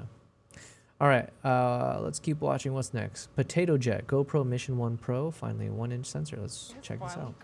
where GoPro gives us a massive sensor upgrade, a 1-inch sensor. You know how long I've been waiting for this? I mean, it's been almost 10 years since I posted my very first episode on this channel, and every time they release a new camera, it's like, okay, is this where they're gonna give us massive hardware changes? This is what I've been waiting for. So here's a little 360 twirl of the GoPro, and notice it's on this little electronic suction cup from Small Rig. By the way, this episode brought to you by Small Rig. So we got all kinds of goodies. We will definitely be using this. So one of the things I always try to do is show you as much footage out of this camera as possible. So whenever I cut to a camera that is not this Mission 1, I'll put an asterisk right here. So if we cut to the FX3 over there, oh look, there's an asterisk there letting you know this is footage that's not out of this camera, obviously, because I only have one of these cameras and I need to have this camera to film this camera. And at the end, like I do with all my other videos now, I will tell you my favorite and least favorite things about this GoPro Mission 1. But anyways, I'm really excited to test out the 1080p at 960 frames per second. What the? That's crazy. 960 frames so per as second. someone that loves slow motion, probably more than I should, it is a dream to have basically 1,000 frames per second in a little tiny action camera. So let me go ahead and turn off the color grade, which I admit is very tasty, but I think it's important to see what the footage looks like coming straight out of the camera. So this is real 960 frames per second being recorded. It's none of that artificial frame blending stuff that you sometimes see. Now, if the clip normally looks like this, if we shoot it at 960 frames per second and unfold it, oh my gosh, this is so fun to get creative with. So if we play back at 24 frames per second, that is basically a 40 times slow motion. Now you can only get this in a 10-second burst mode. So basically I'm gonna plant this camera and I'm gonna give Carrie the phone and she's gonna hit it right before I cross it. But that 10 seconds basically turns into 10 times 40 is 400 seconds, and it's like what, 6 minutes and 40 seconds or so. That's right, I just did that shit in my head. The years of Kumon that my mom forced me to do is paying off here. Wait, hold up, let me just see that shot one more time with that deep orange Mad Max color grade.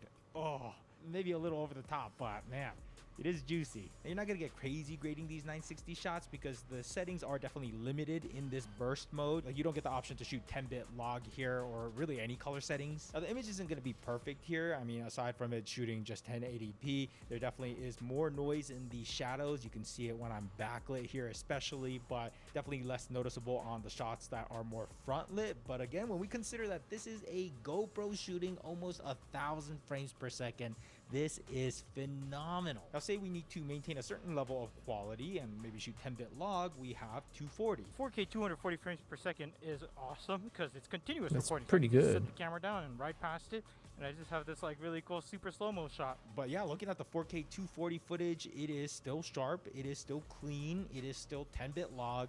The only thing you don't get is open gate, so 4:3 aspect ratio. To get that, we'll need to either go to 4K 120 or drop the resolution. I've got the camera mounted right here. It's actually a necklace mount. I was gonna actually use the chest mount that Small Rig makes, but this necklace mount actually works good. Like, without these 2 extra straps, it would definitely be flopping around everywhere. At first I had it up here like this, but my helmet kept bumping it, so it's kind of nice that it kind of locks in at a 90-degree angle or a full 180. I also have a DJI Mic 3 just kind of taped on the inside of my helmet there, internally recording. GoPro is also DJI working on Mic a set of 3? microphones as well, which I'm kind of... Wait, did I miss something? DJI Mic 3? Oh snap, I didn't know they made a new one. Oh my god, I've been so behind on the times. What the heck? When did this come out? When did the DJI Mic 3 come out? Wait, this was end of last year? Wait, is it better than, is the DJI Mic 3 better than the Mic 2? Generally considered better due to smaller size, longer battery life, and upgraded software features.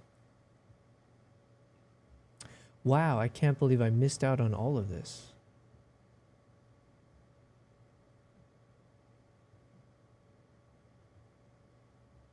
I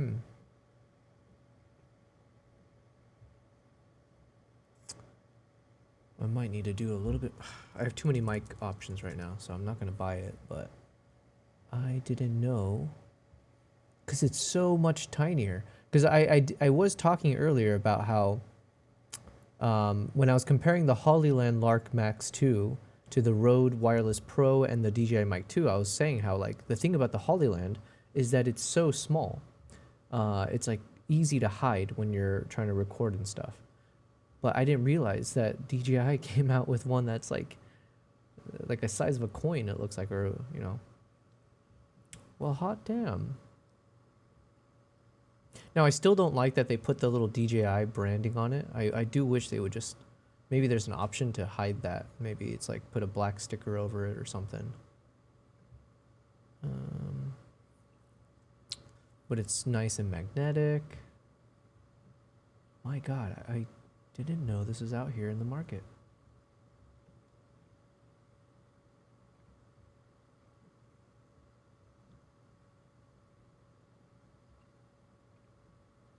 Because I think the DJI mic system is pretty intuitive to use. The one I complained about was the Rode Wireless Pro. To me, I just found the Rode Wireless to be very clunky. The interface was not as intuitive. And yeah, I just was not a fan. DJI Mic 2 was pretty intuitive. Between this and the Hollyland, I found both equally easy to use. So, well, damn. I might eventually need to get one of these though, since I am shooting with all my DJI cameras. So I'm assuming there's a bit more of a synergy in terms of the syncing between them. Oh yeah, how does it compare? So DJI Mic 3 versus Mic 2. It's obviously smaller. This one has a two level active noise canceling. I don't think I turn on noise canceling. Automatic clipping prevention, dynamic volume balancing. But if it's 32-bit float, does that matter? I don't know. It's got time code 32 gigabytes. This one's 8 gigabytes. But okay, that's fine. 4 transmitters, 8 receivers. Damn, 8 receivers. What? Why do you need 8? I'm so confused by that.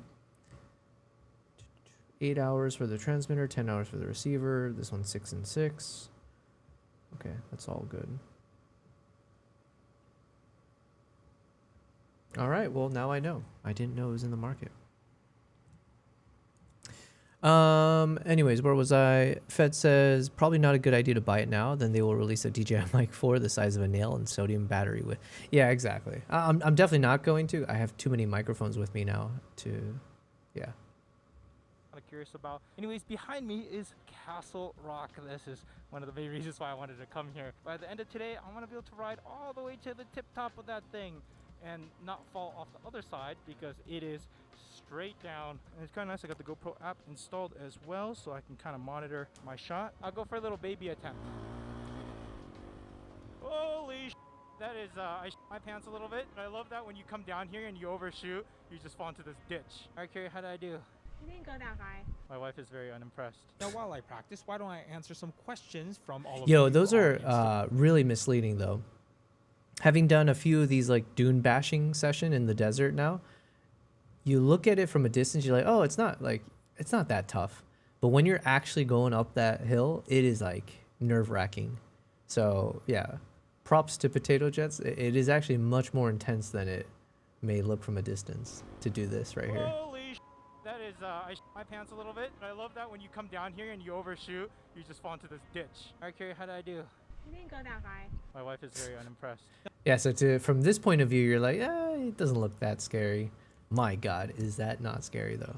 Now, while I practice, why don't I answer some questions from all of you on Instagram? Mr. Harry asks, has the color science changed compared with previous generations? So yeah, I believe before the default look was vibrant, which we do still have here, so we can still get that classic GoPro look, but by default, the Mission 1 is on natural. But there is also a cinematic mode, and looking at them side by side, I'm kind of liking the cinematic look. It has less of that digital sharpening contrast, and it feels a little bit softer, but natural definitely makes a lot of the detail and the dirt pop, so I could definitely see a time and place for all of them. And then of course there's the new GoPro Log 2, which is super duper flat. And oh look, it's Frank. He asked, what is the nearest focusing distance? Let's find out.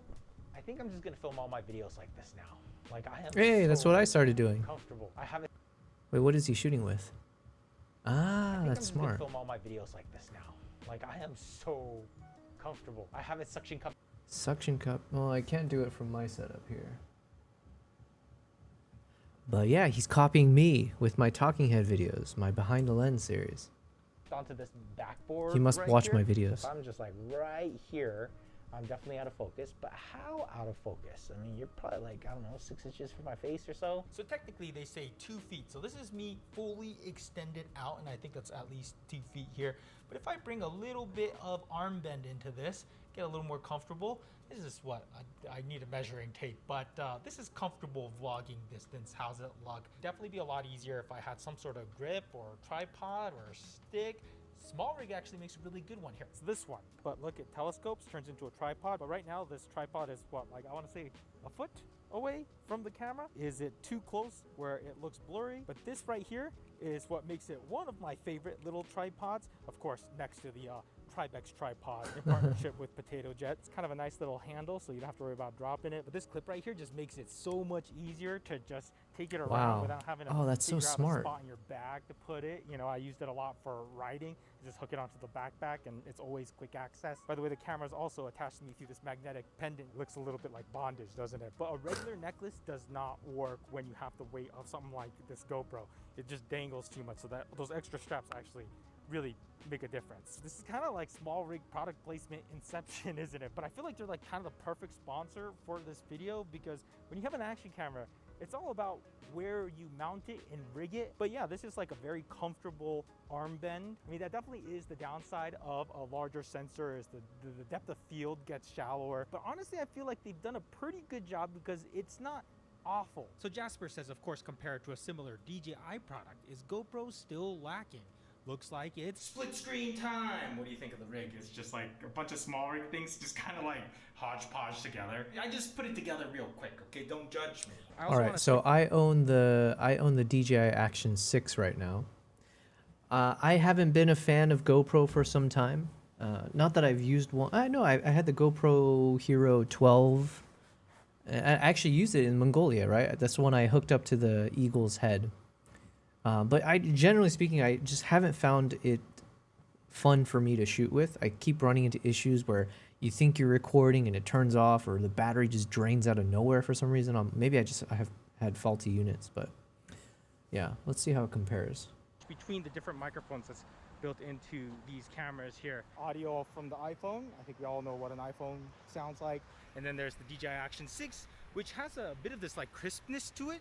But all 3 of these cameras, as soon as they're wind, sound trash. One of the things I'm actually really excited about is I saw a photo of the media mod that's coming for the GoPro, and it has a dead cat built into it. So I'm actually really excited to test that media mod out just for that microphone. I mean, for me personally, I never really trust any onboard microphones, because if there's any bit of wind that hits the microphone just right, it completely just ruins the audio. Oh, by the way, this is the GoPro's Mission 1 Pro, which just has a few extra bells and whistles over the Mission 1. But I am also very excited for the GoPro Mission ILS to come out. So ILS stands for the Interchangeable Lens System. I believe that one just has the same hardware as this, but instead of this lens that's built on here, it's gonna have an interchangeable lens mount that's micro four thirds.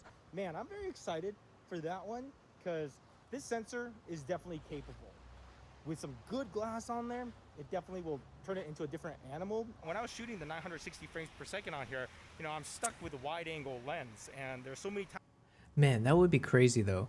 Can you imagine if you can get like, you know, a Nikon, Sony, Canon level glass, but with a GoPro level stabilization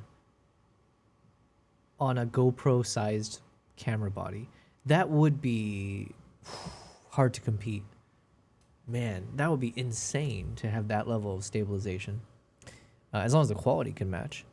Fett says, of course this means he must think it's okay to steal it since you're both Asian. I know, man. He thinks we're just interchangeable. It's okay. I'll swap channels with him. He can take mine. Of course this means you now have to steal from him and do that stunt up that mountainside on a bike like that. Well, I guess I would do the dune bashing since I'm in Dubai. Times where I'm like, man, I wish I could slap a 50 mil on here and get these same shots. I mean, I'm excited for it. By the way, editing, Gene, how is this footage looking? Which camera looks the best? The iPhone wins. Now, could you please stop filming so much so I could catch up on some editing? I'm just kidding. Imagine that's just how I end the video. Now, no doubt that the iPhone does a really good job with their colors, but the phone having the smallest sensor of the three, when you're dealing with limited light and a lot of movement, you have to compensate by slowing down that shutter speed, and we get motion blur. So I'll pause it a few different times, and it just happens so much more frequently as soon as we hit dim lighting. So this is where the iPhone really starts to get shredded apart. Now, the DJI Action 6 does a better job keeping that shutter speed tight, but they still have to capture that exposure somewhere. So if we punch into this shot right here, we can really see how much gain is being applied on the DJI Action 6. And along with gain comes noise. Now, all these cameras will have a certain amount of denoising, but what's the trade-off to that? You lose some clarity, you lose some sharpness, which you could definitely see here on the Action 6 if we punch in here. And the iPhone is kind of just run wild with exposure to stay within its window of dynamic range. Now, I feel like the different cameras look better depending on the shot, but going through all this footage, the Mission 1 feels the most consistent and has the least issues. And GoPro seems to also have the best stabilization. And if we just look frame by frame at my footsteps here, it kind of just sums up everything we just went over. Impact Media asks, is it good as a sports camera? Mountain biking mounted on a helmet? And I would say, yeah, it is a little bit bigger, it is a little bit heavier, but the added difference in weight is not something I really notice, but the added performance I get out of the camera is something I definitely notice. There's one line that literally goes all the way to the top and back. Okay, so I just have to get over that. I think I could do it, but I'm afraid. Okay, if I'm gonna make it all the way to the top, You know what? I believe in him. Settings here. You know what? I'm gonna go 8K. Why not? And once I pop. Obi-Wan says, I've returned. Well, thank you for returning. We're just going to see if Potato Jet makes it over the mountain here. Oh, you can shoot 8K 10-bit. That's crazy. Into 10-bit, that also gives me the option to go to GoPro Log 2, and let's set the bitrate to max. It's kind of like maximizing the settings on the camera. All right, I know exactly the line I need to do. I'm gonna do it. Here goes nothing.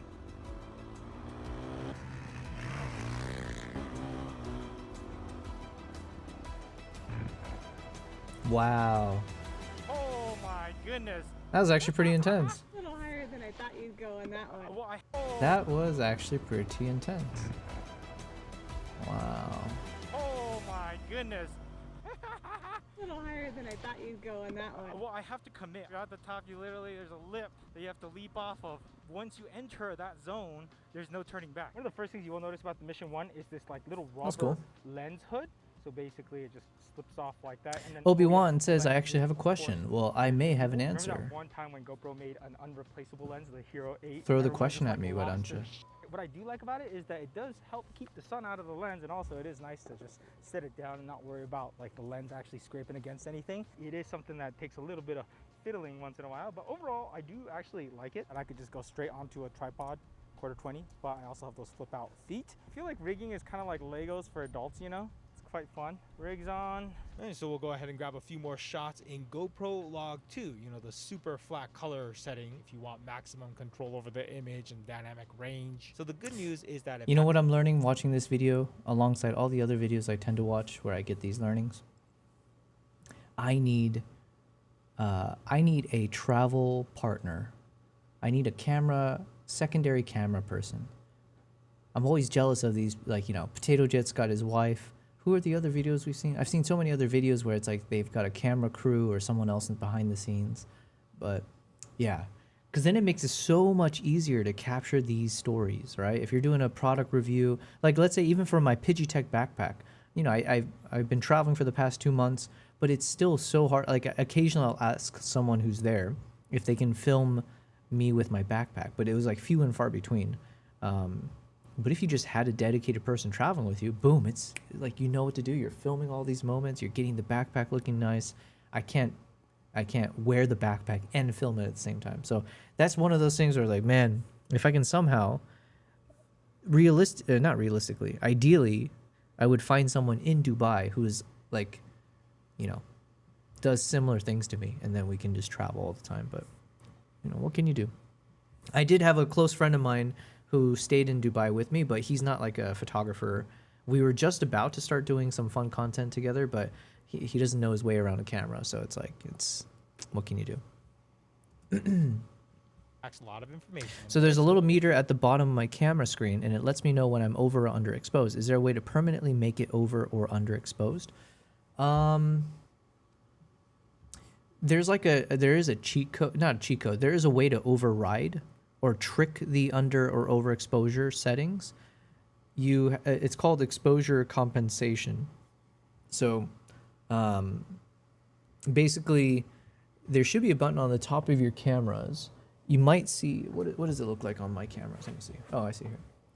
Sometimes you'll see a button that has like a plus and minus sign. Let's see. If I full screen, maybe we'll find it if we Google.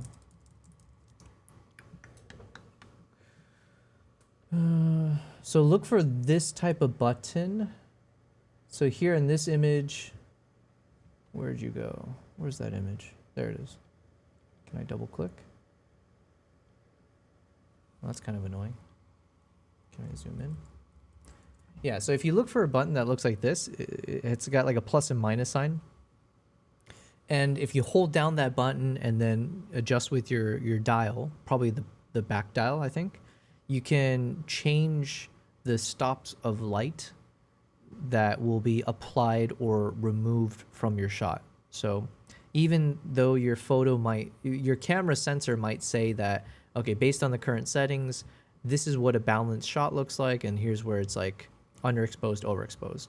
And if you want it to be a bit darker, like basically you just need to change that. And I'm gonna get the explanation incorrect. I'm probably gonna do the opposite.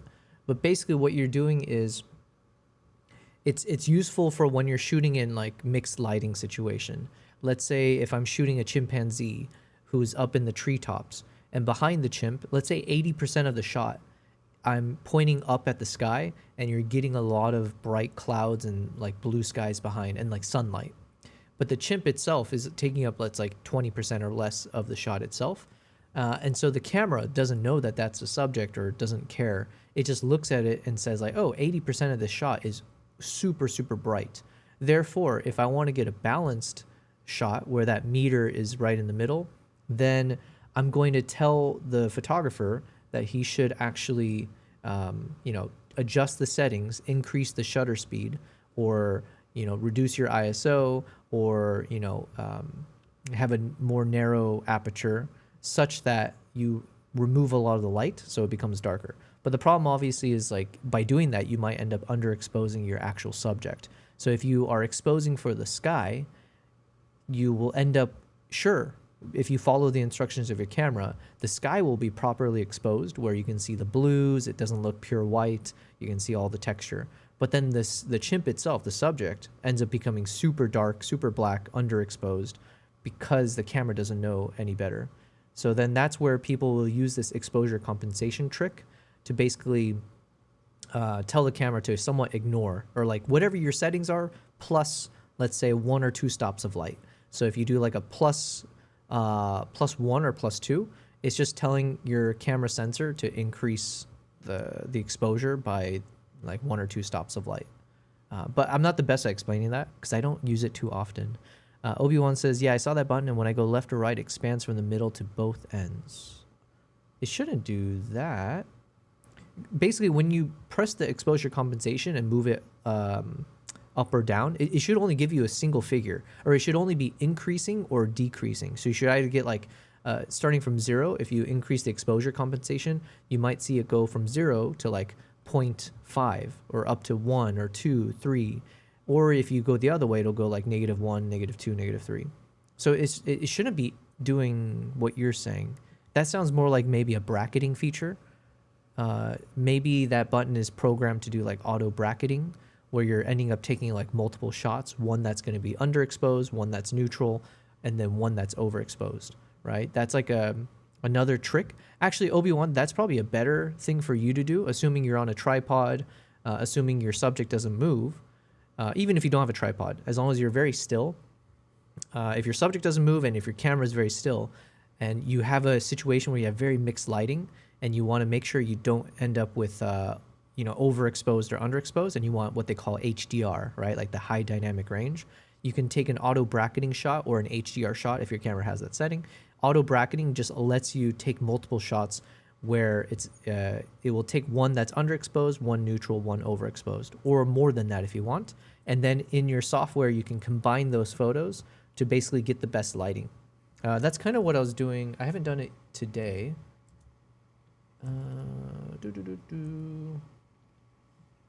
Where was it?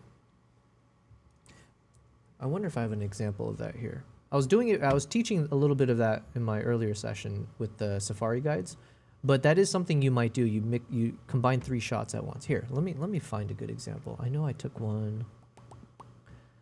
Where would it be? 2026 Tanzania.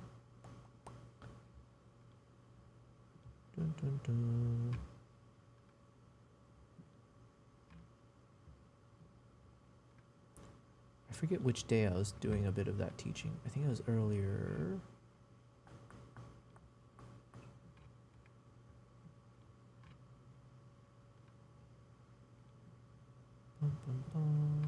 Ah, here we go. This is an example of that. So this ended up being the final shot in terms of just how I chose to color grade or like edit this photo. But the original shot, this is a composite, right? So this is a combination of 3 different photos. It was...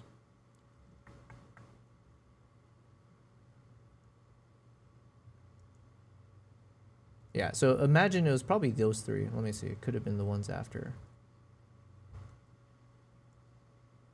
So basically, I think it was this photo, and this photo combined. So I set the auto bracketing feature to take 3 shots. The first shot I take is at neutral, so I look at the balance meter and I try to shoot it such that it's right in the middle, right? So you don't have like a plus or minus, there's no over or under. So then after I take that shot, the camera is waiting for me to take 2 more shots, and now it's automatically, I think in my case, I set it so it's like -1 or -2 stops of light underexposed and then +1 or 2 overexposed. So imagine here, this was the neutral shot. Then right away I took the next shot and I made sure not to move. So I just like quickly take 3 shots in a row. So then this is the underexposed shot. And then this one is the overexposed shot. And the reason you do that is because if you look at the neutral shot, if I didn't do that and I took this photo, you can see right here where the sun is peeking through, obviously this part would be pure white, right? There's nothing I can rescue from this section. And you know, this is not the best example of when you could use it properly. But the point is, like, maybe if I shot neutrally, perhaps I should have shot neutrally where the tree is a little bit more balanced lighting. But point is, I took 1 shot here knowing that some parts are still too bright where I won't be able to edit it further because it's pure white. And then some areas might be too dark where it's pure black and I can't really rescue the shadows.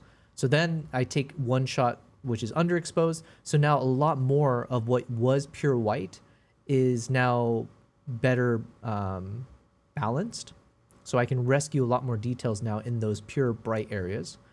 And then in the 3rd shot, where I shot overexposed, now a lot of the areas down here where it was like pure black in the shadows, I was able to rescue it. And then obviously I ended up cropping in quite a bit.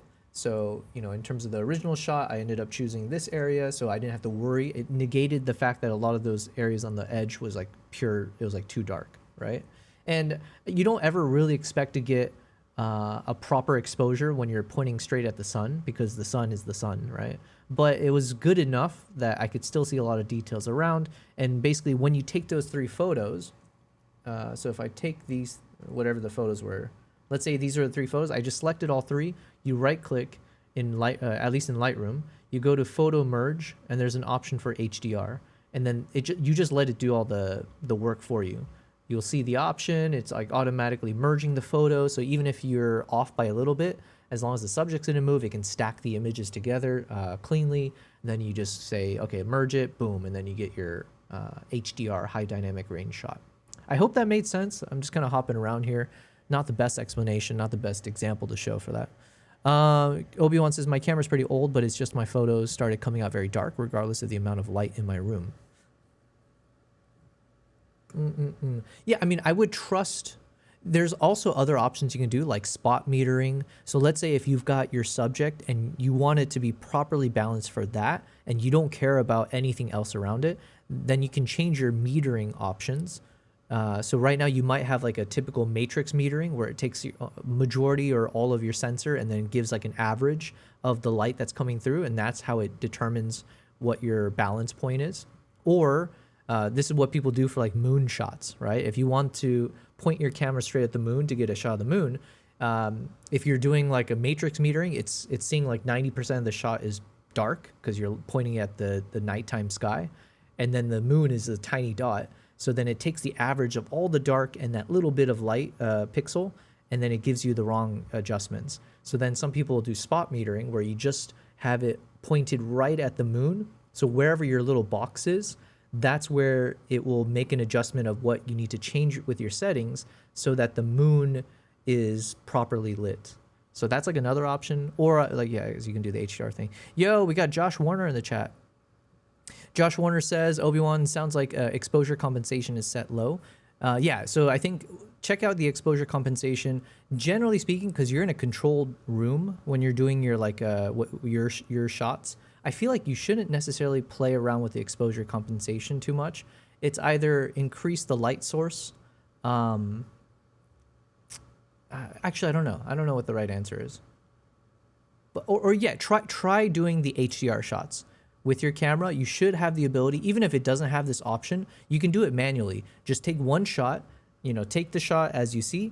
Next shot, either change the exposure compensation, or you can also just change your shutter speed or change your shutter speed so that the shot becomes much darker, and then take another shot where you reduce the shutter speed so that the shot is a bit brighter. Keep your ISO manual, so don't do auto ISO. And then you can, like I just showed you, you can combine those photos together to get that nice composite, the HDR. Kavai says, amazing photo, what a transformation. Thank you very much. Yeah, I was actually kind of proud of that one. I don't do a lot of nature photos these days, but basically my decision on this one was to soften the image quite a bit. So I removed a lot of the texture everywhere. And then I decided to go very abstract with it because the tree itself is also kind of like this very peculiar. It's like it feels very dramatic. So I figured I might as well lean into the drama. I didn't want to go pure black and white, so I did mute the colors a bit, desaturated quite a bit, but I still left over a little bit of these greens and the oranges. And so one thing I've been doing more of these days is trying to do a little bit of like I don't know if the right term is like duotone or split tone, but I've been trying to mix in like maybe trying to have a primary and secondary color, or just have two colors in the shot being dominant. So if I add too much other colors, it becomes distracting depending on the image. Josh, it's been a while, so it's good to see you on here. Hope you've been well. I've been traveling for the majority of the past few months, and I just got back a few weeks ago, and now I'm just getting back into the swing of editing photos and videos from my trips. So right now I'm in Mongolia mode, before we took this break. Obi-Wan says, I have a Canon 4000D. Okay, let's look up this Canon 4000D. Auto bracketing feature. Do you shoot in manual mode? You said yes. Maybe it's not exposure compensation then. That's strange. I wish I had my camera with me. Also, just make sure double check your ISO. At the end of the day, everything always comes down to three things, right? It's your ISO, aperture, and your shutter speed. Those are the only three things that technically should be controlling your light. So as long as you're adjusting for one of those, you get the results. And then if you've got a light, so maybe it gets dark because you might be in auto ISO, or just double check that. Maybe if it's in auto ISO, then once you introduce a light source, it might be trying to compensate to get you to a balance point and it's off. So that could be an answer. Wish I had my camera with me. Taking notes. Research from when I get home. Gotcha. My ISO was super high, like 3200. My shutter speed was also super slow, and it was still super dark. Okay, so if you had 3200 ISO, and you're at 1/30, and what was your aperture?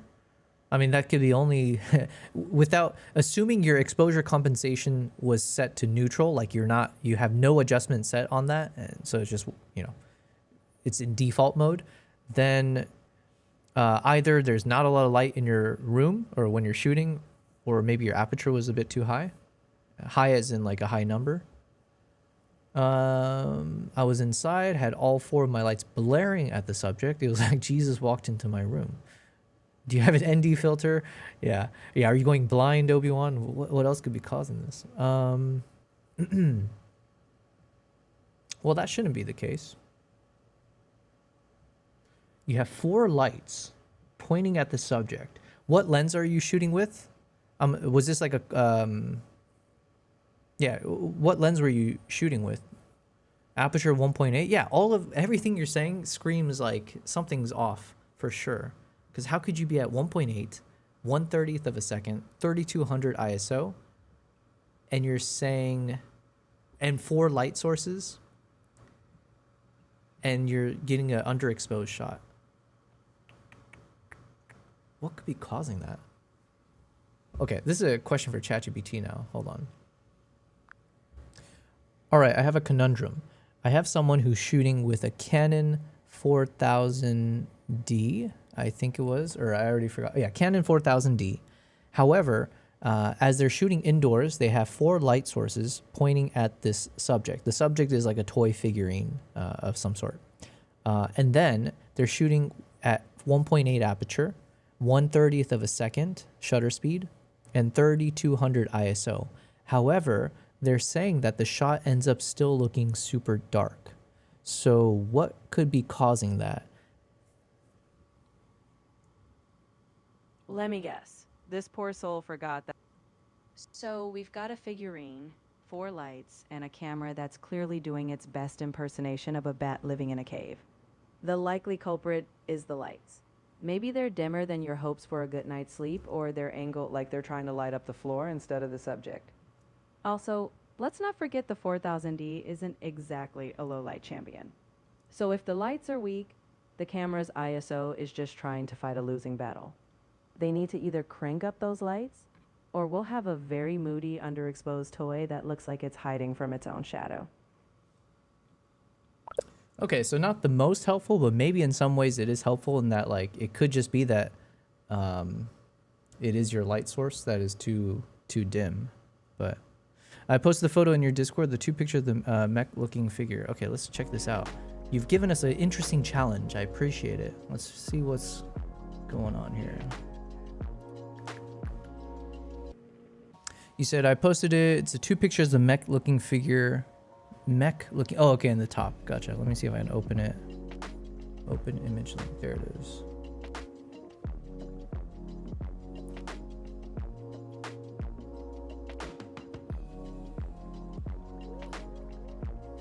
Okay. Well, I guess if your entire background is black, I mean, that could be also causing the issue because you're pointing it at basically like into the abyss, and the figurine is also primarily black, right? And then it's got touches of silver. I guess you have a light source to add the color to it. So yeah, you're shooting black on black, so that's already, you know, tough from a lighting perspective. But it's also kind of a given then that Okay, either way, Obi-Wan, what I would recommend is try to shoot with a higher shutter speed, right? So if you can either put your camera on a tripod, and then you can use a remote if you're afraid that you're gonna shake the camera, or you could set it on timer, right? But basically try to shoot with like a higher shutter speed.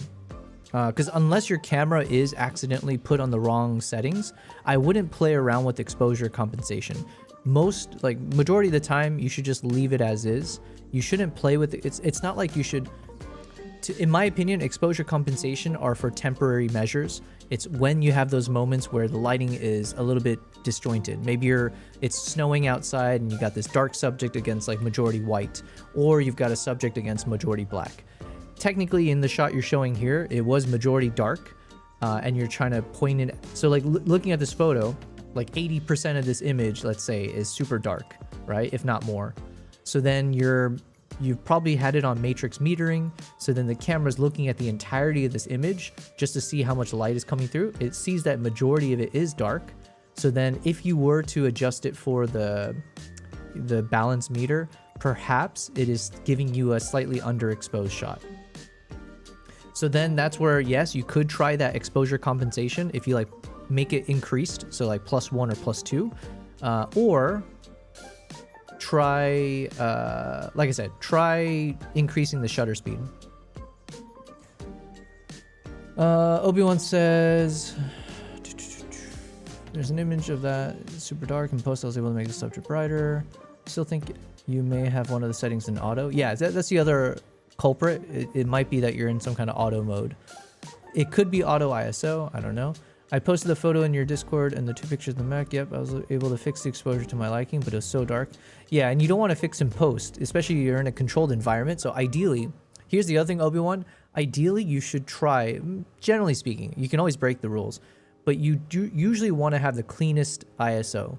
So whatever your camera's base sensor or whatever your base ISO is set to, ideally you want to shoot at that ISO if you can, because it'll give you the cleanest results where you don't have a lot of that graininess or noise or any other artifacts. So most cameras, I think, are usually set to 100 ISO. That tends to be like the baseline, like the lowest the cameras can go while giving you the cleanest. So if possible, and so, you know, landscape photographers do the same thing. You try to shoot at 100 ISO, and then based on your camera's balancing, if it's saying, oh, well, if you shoot at 100 ISO, it's gonna be super dark. It's like, no problem. Let me put the camera on a tripod. Let me reduce the shutter speed. You can even make it like a 1-minute shutter speed, right? Whatever it takes to make sure that the lighting is still good, or to what you did, just make sure you have extra light sources to brighten up the image to compensate for the low ISO. But yeah, I would recommend try shooting, put your camera on a tripod, try shooting with the very, very slow shutter speed to compensate for the very dark shot. Ignore the balance meter, let's say, for now. Just try to try to take a sample shots here and there, but keep the ISO low, because then, yeah, it just means you don't have as much graininess afterwards. But this shot looks really cool, man. So regardless, you ended up with a really cool shot. And then, yeah. Low shutter speed, Y higher, should be lower as in slower. Yeah, you should be shooting with a slower shutter speed as in like a lower number, right? So instead of shooting 1 out of 30, you can shoot like 1/5. Or yeah, even try seeing like, what would it be like if you shot at 30 seconds, right? 1 minute.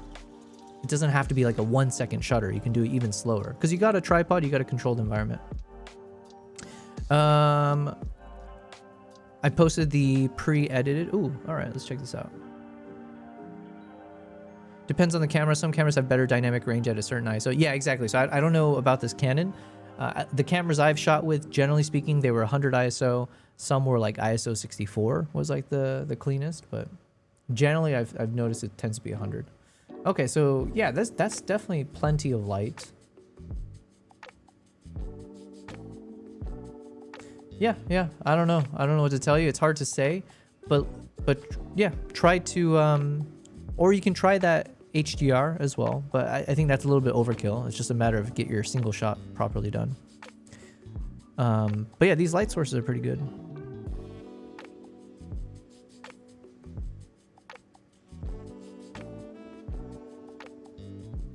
But yeah, that's pretty dark for sure.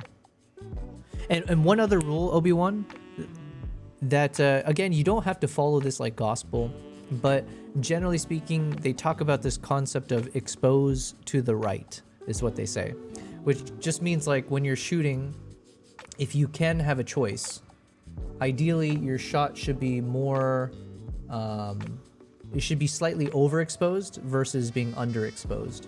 So if you just like, here, I'll just take an example. If you look at this photo here, and you can see my histogram, and in this histogram, it looks fairly balanced, because I think obviously I edited this one. But let's imagine if you had a choice between taking your photo where it's more like underexposed, so where you can see most of the pixels are actually to the left of the middle, which would be exposing to the left, I guess. Usually people recommend you should actually, if you had to make a choice, it's better to overexpose. So have it where your pixels or your mountains might look a little bit exposed to the right. This is obviously extreme, but it's easier to take a bright image and darken it, like, you know, reduce the light and maintain the details without really damaging or like stretching your image to ways that it can't handle, compared to if you have a dark image and you're trying to brighten the image to get more light out of it, increase the, you know, like brighten the shadows. Usually people say it's harder to rescue details in the dark shadows compared to bringing down the light from the bright areas. So if that made sense, you know, just all right, let's fix that. But yeah, hopefully some of the things I said were in the realm of helpful, you know. Yo, we got BC in the chat. BC's gambling away as per usual, but you hit the coveted 2 million prize pixels, man. Good on ya. I'll have to give you a prize at some point. It must be done. Maybe my Insta360 X4, X3 that I have. Depends on the camera, yeah. But yeah, thank you for sharing. Thank you for the questions. I hope there was some knowledge there. Fairly comfortable. All right, with let's finish color this out. grading. You'll see that it has a lot of room to play in there. All right, right now the sun is still right up there, so it's very bright out here, darker in here. Let's see if Peta's comfy. Oh, she's just chilling. He's looking cozy in there. But on the other hand, What a life. if you're not at all comfortable with grading, I would avoid this setting. Even if you apply your transform light, a lot of your shots may come out underexposed, which is actually not a bad thing. The GoPro's just really trying to protect those highlights. You know, my video on the DJI actions, I've always said they expose too hot and blow out shots. But basically, if you plan on shooting GoPro Log 2, just be prepared for some basic correction. There still is the flat picture profile if you want just like minor tweaks, but I didn't see the original GoPro Log in here, which I feel like it would have been nice to have for those who are already comfortable working with GoPro Log, but maybe they'll add that in a later firmware. I am still on beta. So Michael and Dan want to know about battery life. So the camera comes with a handful of presets in there. One of them is endurance mode, which shoot at 1080p 30. So I figured I'll film the drive to Denver, Colorado, and I was pretty shocked that it literally filmed the entire drive. All right, so now it is at 1%, 4 hours and 49 minutes. Oh, so close to 5 hours. So in real world. So Obi-Wan, I guess here's an example where the way I shot this, because this subject was obviously had lots of patches of black, but then the majority of the shot was a bit bright. You know, I was shooting in the snow, so you can see in the background there's a lot of whiteness everywhere. On the ground is white, the sky blue, bright, and then parts of even the subject has white spots.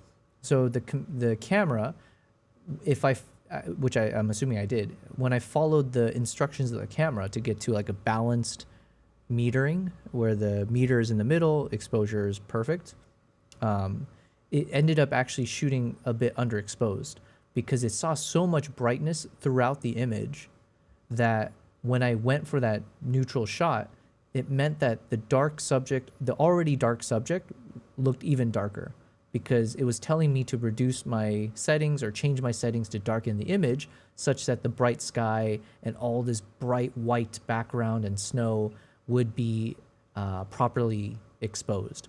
So, you know, what gets lost in that translation is the dark areas already become much darker because, you know, it's taking an average of everything. So one of the solutions could have been, I could have, instead of using that matrix metering mode, I might have used a smaller metering box. So let's imagine if there's a perfect box the size of this animal here, right? So if I had a little square just pointed right here, then obviously the camera is now ignoring all of the bright sky, all of this whiteness all around the subject, the bright snow in the foreground, and it's just looking at this thing here where 99% of it is pretty dark, which is consisting of the dark fur. So then it would have said, hey, to make sure that the fur is nicely lit, you need to blah, blah, blah, change your settings so that it's exposed higher. So yeah.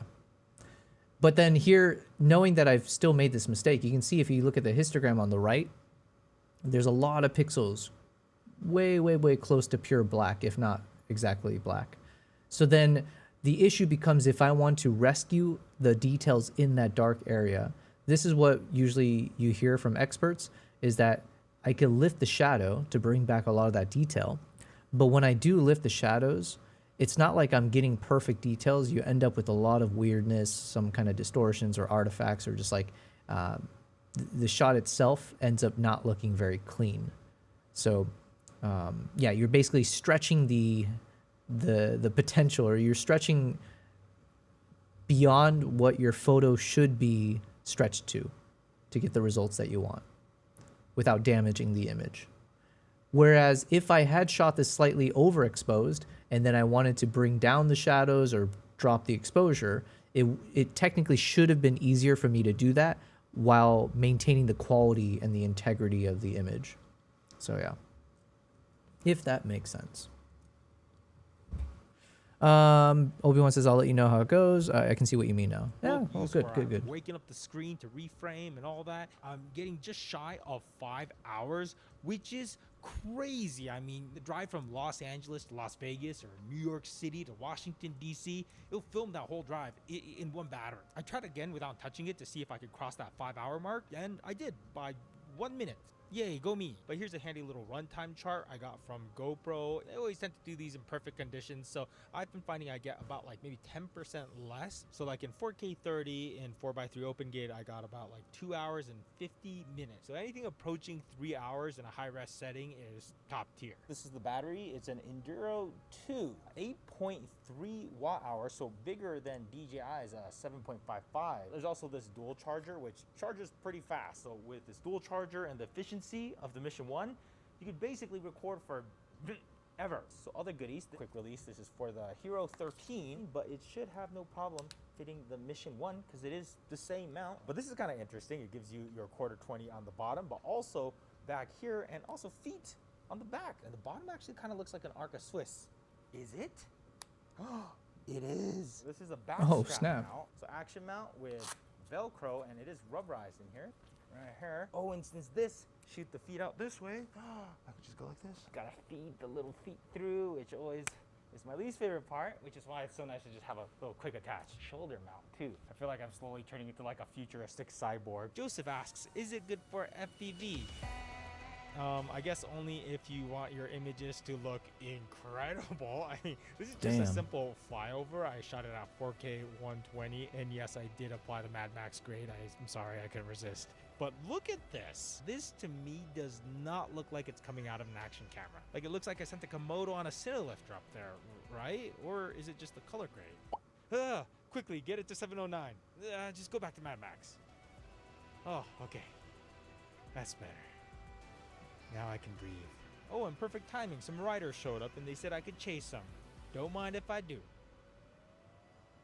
All right, we just lost the sun, and this is where GoPros generally start to fall apart. Hopefully this is still okay. This landscape is crazy. Man, it'd be fun to learn FPV, but epicness. one thing at a time. Asks, how good is the low light compared to the Action 6? Well, this is your lucky day. I found a nice dark alley for us to go to. Follow me, guys, to this dark alley. Trust me.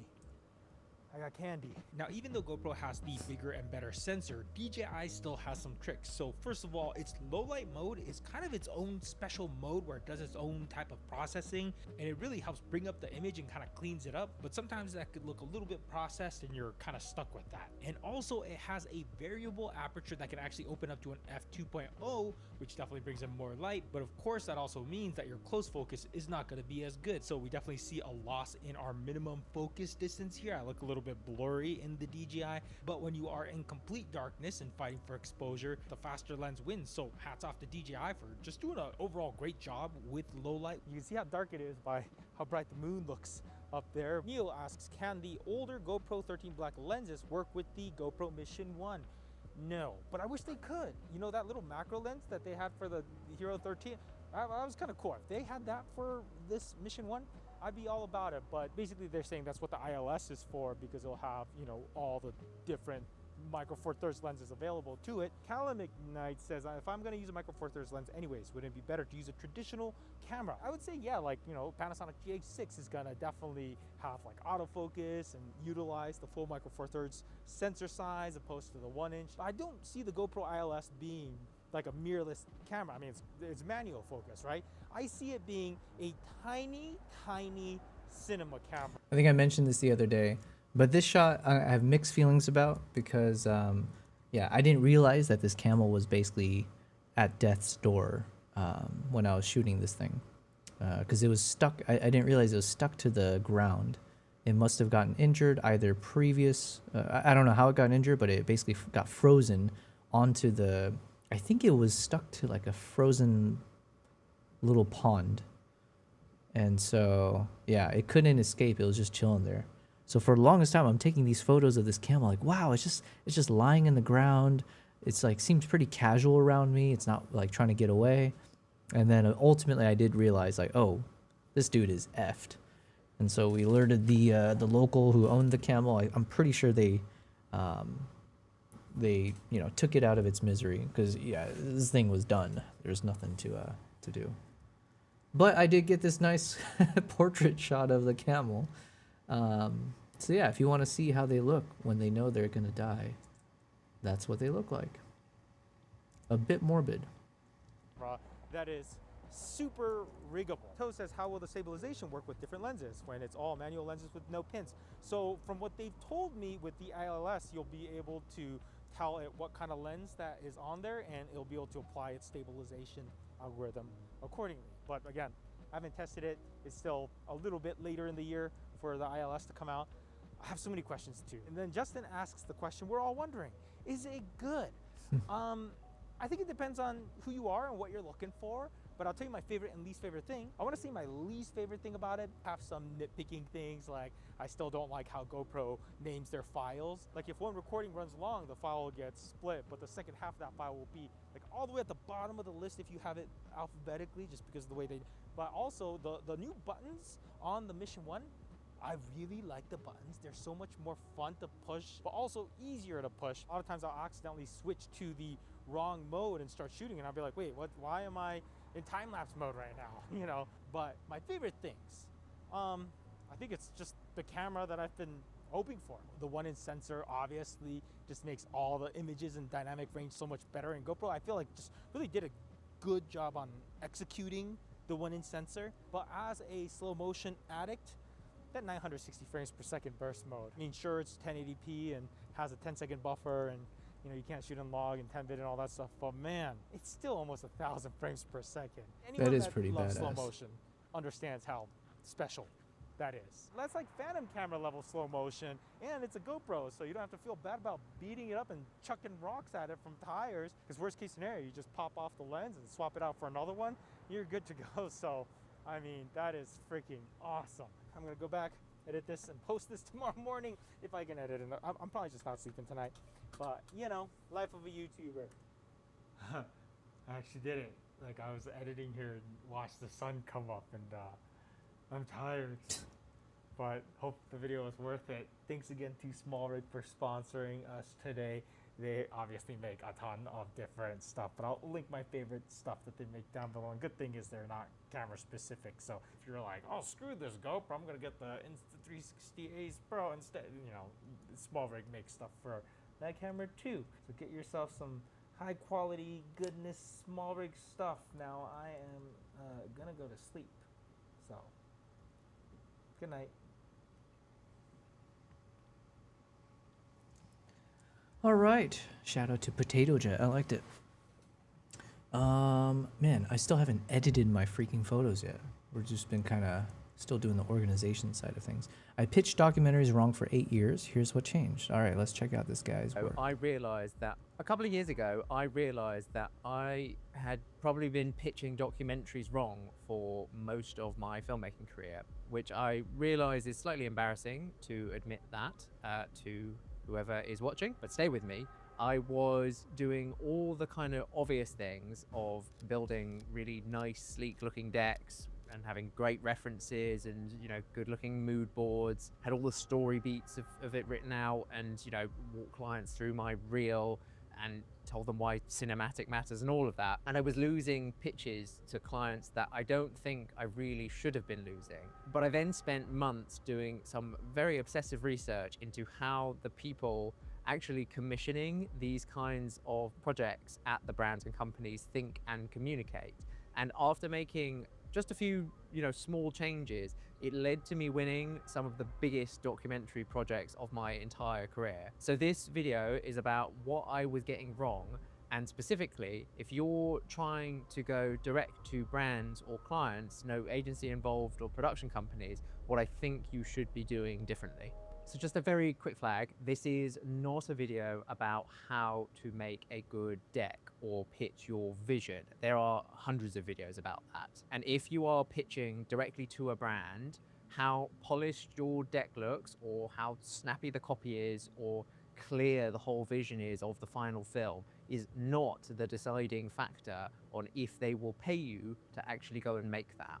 All you're doing with those sorts of decks is showing the client your craft, and that's all perfectly nice, but the question that pitch is answering is, are you any good at what you do? Which, yes, that is important. You do need to be good at what you do, but it's not the first question that brands and companies are sitting with if you're pitching projects directly to them. The question they're actually sitting with in their head while you're talking about cinematography or story or structure or whatever it is something more like, will spending this money make my business better? And if I do spend it, can I explain and justify that decision to whoever's going to ask me about it next month? That's the real question, and that's the thing that at first you're being evaluated on. And if your pitch isn't answering those, then it doesn't matter how beautiful that pitch deck is or how good your reel is, it's not happening. Okay. Right, so this is the one that probably took me the I don't longest. disagree with that. So the framing is basically, I think if I regurgitate what he's saying, I need to put my pitch in a way where it's front and center to the client, that they understand how this is going to help their business grow To learn, or make money. but it's also probably the most immediately useful thing in this entire video, which is that when I was doing that research that I mentioned earlier, what I did was I fed hundreds and hundreds of hours of podcast transcripts from the top podcasts and seminars and YouTube talks by leading marketing directors at, you know, these big companies, talking candidly about why they actually buy certain media and what it does for them. I was expecting them to use the word documentary a fair amount because it's on the rise and it's always been around, and it's something a lot of brands leverage all the time. And it's the word that I use, and it's the word that most of us use in the kind of filmmaking world. So I just sort of assumed it was kind of mutual territory, but it wasn't. Across something like 600 hours of these conversations, the word documentary itself came up maybe 20 times, but the word trust came up like over 1,000. So you've got a very big vocabulary gap going on. What they actually say when they're describing this documentary thing you make is things like real stories or human proof or building trust. That's the kind of language that they're using in their heads when they're thinking about commissioning documentary style projects. And if you walk into a meeting and say, what we do is we make documentaries, what a lot of them actually immediately hear is expensive, slow, maybe a bit arty, might not convert, sounds a bit like Netflix or BBC. And even if that's massively unfair to you and your work, that is that initial instinct. The word is potentially doing damage before you've even gotten to presenting a reel or anything. So the practical reframe is very simple. You don't stop making documentaries, you just stop leading with that specific word. And when a client asks you what kind of work you do or you're pitching to them, you tell them something like, I make films about real people for brands that need their customers to actually believe in them. Or I work with brands where the sales story has to land as human and not polished. Those kind of sentences do a very different job in the client's head than we make documentaries. And this is where I want to come back to the most important question that you need to ask clients in that very first conversation you have with them, which is, what do your potential clients not believe about you yet? That question does something completely different to what video do you need. It puts you on the same side of the table as them because it tells them that you're immediately thinking about their business, not just, you know, from a filmmaker perspective. And it also helps to surface the exact thing a really good documentary style piece is uniquely good at fixing, because building trust and converting skepticism is what stories about real people or real situations is very good at doing. And that isn't just me flying the flag for documentaries because I make documentaries. There's something like 30 years of advertising research that completely backs that point up. And the very short summary of that research is that emotional, human-led work is roughly twice as profitable in the long term as the kind of rational product-focused stuff or fancy modern marketing things. Most filmmakers, when they're pitching a documentary-style project, predominantly focus on the kind of hero piece. You know, I'm going to make you a 5-minute documentary or a 10-minute documentary, which from your side makes complete sense because that's the thing you probably care the most about making. The best quote-unquote documentary I've seen recently was that one from who's the guy we were watching? The Lioness. That was such a good. That was well done. Who's the creator? The Lioness. YouTube.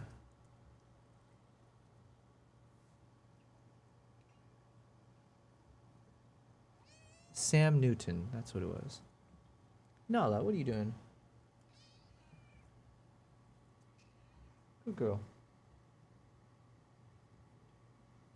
Sam Newton. That one was probably like, that's like full-on inspiration mode of like what I need to learn from my side. Oh yeah, I need to reach out to him. I set this as a goal and I haven't followed through on it. I wanted to put a list of like YouTubers or filmmakers that I should like email and just be like, hey, I would like to work with you in the future at some point. What do you think? There's no harm in asking. Thing will look very good on your reel and all of those kind of things. But the problem is that from the client side, a 5-minute film is somewhat of an abstract thing to buy in terms of how's that going to perform for them week after week. They can't picture how that is going to be a justifiable spend across their entire content calendar, and they struggle to justify that spend because what they've bought is a single piece of content when their content calendar has 200 slots over the next 3 months to film. So the flip side is you really push and sell the kind of asset library that comes with the hero film. The hero film being the kind of center of it, but not the entire thing. When you do documentary style shoots, even little ones, even, you know, single day shoots with just you and a camera, you come away with, you know, tens of genuinely usable outputs. As well as the hero piece, you've got short social clips that you could pull out and cut downs in various different aspect ratios. You've got stills that you could pull from the film, or you can take some stills on set as well. You've got quotes that you can pull out and drop either in copy, or you could make a podcast around it, use bits clipped from the audio interview. You've got all the B-roll that comes off the back of it that you haven't used in the film that the clients can use in campaigns for months and months and months. So you have to think of it more as this kind of content ecosystem built around the nucleus of a documentary hero piece. So when I'm pitching now, I'm not only leading with, we'll make you a 5-minute hero documentary. I'm really pushing that one shoot day will get you 30, 40 pieces of different content, with the centerpiece being this short documentary film, and the rest will give you enough for a month, 2 months of your social calendar. And that is what I've been pitching on my end, or that's how I'm trying to pitch myself. It's like, hey, okay, how can I work with a company to do like a film project, but in addition to the actual film project, because that could take some time and it's a one-time thing, it's like, oh, I'll make sure to also make a lot of marketing collateral, like a bunch of photos and other videos that could be used for socials and all that. It's a completely different purchase, and that is something that the client can actually picture and defend much more easily. So if I'm boiling everything down that we've kind of talked about today into something completely usable and actionable for your next pitch, it's two things. A, you are not selling just a film or a documentary. You're selling a solution to a business problem that, as a documentary style filmmaker, you happen to be very good at diagnosing and solving. And the opening question you want to get to in that conversation as early on as possible is, what do your potential customers not believe about you yet? Everything else, the language, the asset library, and even the deck, if you still want to use one, is kind of downstream of that answer. And I know that it's difficult to resist the urge to lead with craft and, you know, story and all of those kind of things. But I promise you, this is the reason that some companies and filmmakers are doubling, tripling, quadrupling the price of what they're doing compared to you or similar production companies. So if you're in that stage where you're really trying to go direct to brands or direct to clients, trying to land, you know, more interesting documentary projects, I did a video a few weeks ago on why most filmmakers aren't getting hired even though they have a fantastic reel, and that covers the kind of other side of all of this, and it's probably where I'd point you next. But if you enjoyed this video, I really dislike asking, but I'm gonna ask anyway. Please do like, please do. Yeah, that was helpful. Thanks for sharing. Let me subscribe. I'm trying to get more into filmmaking now, and this was definitely helpful information. Boom, shakalaka. Okay, next video, what do we got? This movie aged surprisingly well. All right, Sherlock Holmes, our boy Robert Downey Jr. That should be some good content while I'm editing here. Begin.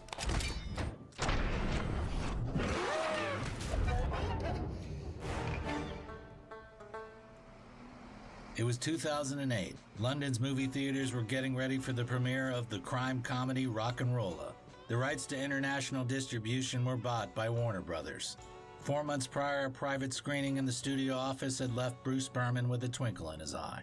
The head of Village Roadshow Pictures, the company which usually shoots blockbusters for Warner Brothers, happened to be looking for a director for their new screen adaptation about the greatest detective on the planet. The British hooligan who had spent his whole career professing his love for London seemed like the perfect candidate for the post. You know, the idea was always to make it feel as fresh and contemporary as possible. The official offer was not long in coming, and before Rock'n'Rolla hit the screens, Guy Ritchie had signed a contract to film Sherlock Holmes. Oh, yeah. I wanted to somehow represent what I believe. I forgot that's a Guy Ritchie. I feel like I don't know. I feel like Guy Ritchie might, you know, if I had to say Guy Ritchie is my favorite director, that wouldn't be.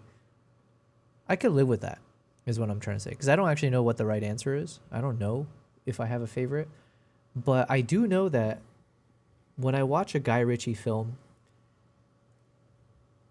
I can rewatch his videos over and over and over again with full pleasure. Like, just never a downbeat to it. Just like feeling like, oh, I'm enjoying it almost like it's the first time I watched it. I think his sense of humor, his punchiness with like the transitions and how he goes from one shot to the other. A lot of his movies where things all become connected by the end of it in very surprising ways. I don't know. I just like his storytelling style. I like he doesn't seem to take himself seriously, is the feeling I get from watching a lot of his movies. I think, did I watch his TV show as well? I forget if he did something, but yeah, you know, I feel like, because the obvious answers for me, because I am a normie in many ways, you would think my answer would be like one of those, like, oh, Christopher Nolan or Wes Anderson or, I don't know, those guys, Quentin Tarantino. And from like a creative genius perspective, I'd probably say those guys are probably at the top level. But from just like pure entertainment and storytelling, adventures, man, I like Guy Ritchie a lot. To be an authentic Sherlock Holmes. For the first time in his career, Ritchie did not write the screenplay for a picture which he was about to film. I didn't write it, which is rather disappointing. The script had been worked on by 5 authors already, not counting Sir Arthur Conan Doyle himself. but Guy still got involved in the process, insisting that they leave out the typical cliches. There was never a deerstalker or a hat, although I'm very fond of deerstalkers. There was never one in the books. This Sherlock Holmes wasn't going to have the aesthetic of the tradition of Sherlock Holmes, which wasn't necessarily authentic anyway. Ritchie envisioned Holmes as youthful and eccentric, which for a long time kept him from considering Robert Downey Jr. as an option, since he seemed too old for the role. When this project first came to me, I thought, we should go for, I know they've already done the young Sherlock Holmes, but we were thinking about doing a sort of late 20s version. I didn't think of Robert for Sherlock Holmes. He sort of forced himself upon me, actually. I was working with his wife on my previous production, and Robert called with a Tourette's-like consistency.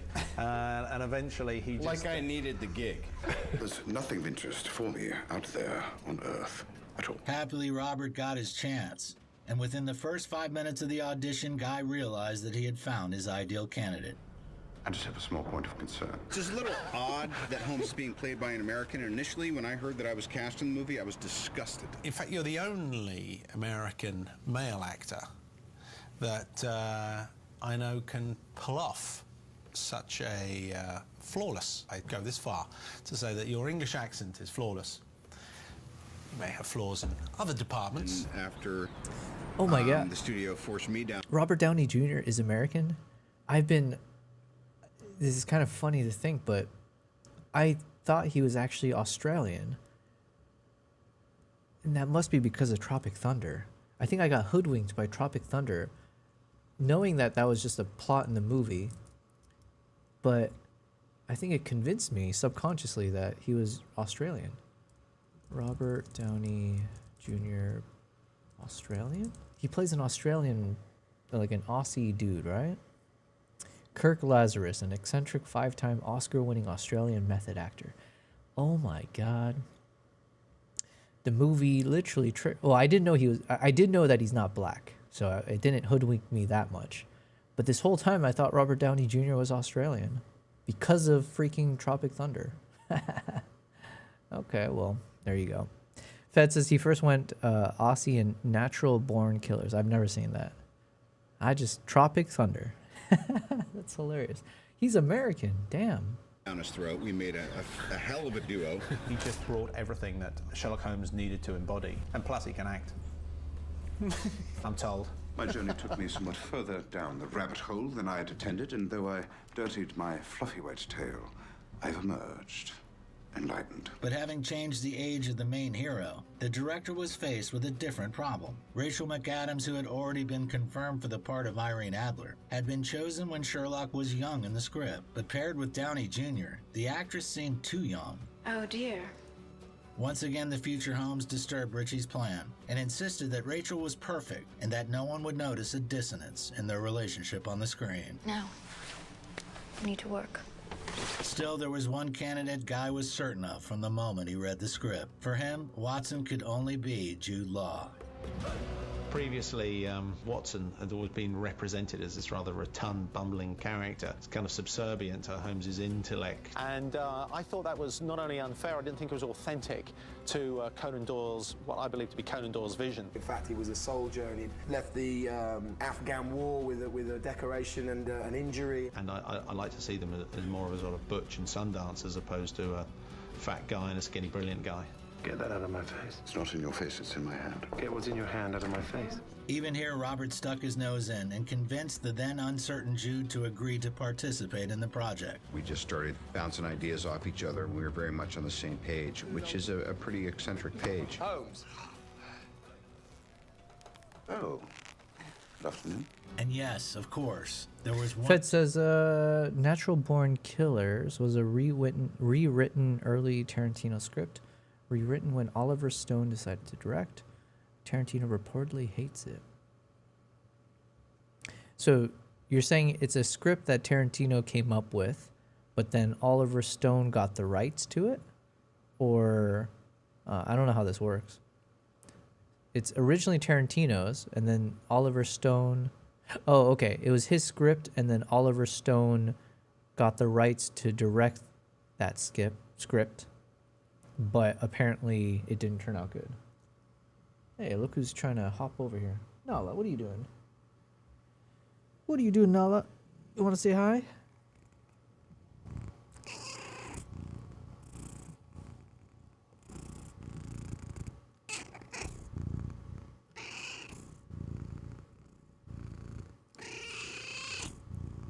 What does that mean, Nala?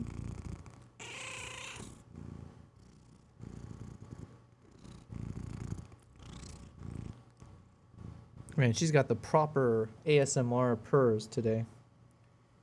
Come on, girl. Ooh, yeah. He bought it? Oh, gotcha. One more person that the director was 100% confident in. Tarantino needed money probably to get Reservoir Dogs made. Okay. Man, the intricacies of how all of this works. Henry Blackwood was played by Mark Strong, who signed up for his third film in a row by Guy. It's only the beginning. So the director had on his hands an acting ensemble of the highest order. One of the most coveted scripts in Hollywood, as well as a budget of $90 million. Keep your money. I didn't say I'll take the case. This was twice the budget of both his previous films combined. He was given a carte blanche, and on the 3rd of October started filming the biggest project of his career. I hope that this film feels like a filmmaker's film. It's a film that's seen through the lens of an individual. The great thing about doing this particular... Oh yeah, you know what? I remember not too long ago, I feel, I was watching Sherlock Holmes, the first one, and I think in the opening scene there was some really cool shot. I think I even took notes about it. I was like, I was really inspired by how they started it. I don't even remember what it was. Maybe it was something to do with like a continuous shot going through the carriage. There was something about it that I thought was really fascinating. And then I was like, oh, it's Guy Ritchie. Oh, nice. Movie and this period in history is that around the same time, another script he did was also sold and made into True Romance by Tony Scott. It's much closer to the script. Tarantino loves it. Okay. Towards filmmakers, and they pretty much let you do what you believe to be the right thing to do. Yes. Guy's a perfect director for this reimagination of Sherlock Holmes because he's an innovator and he's kind of reinventing himself as well. Of course, the main set decoration was London itself,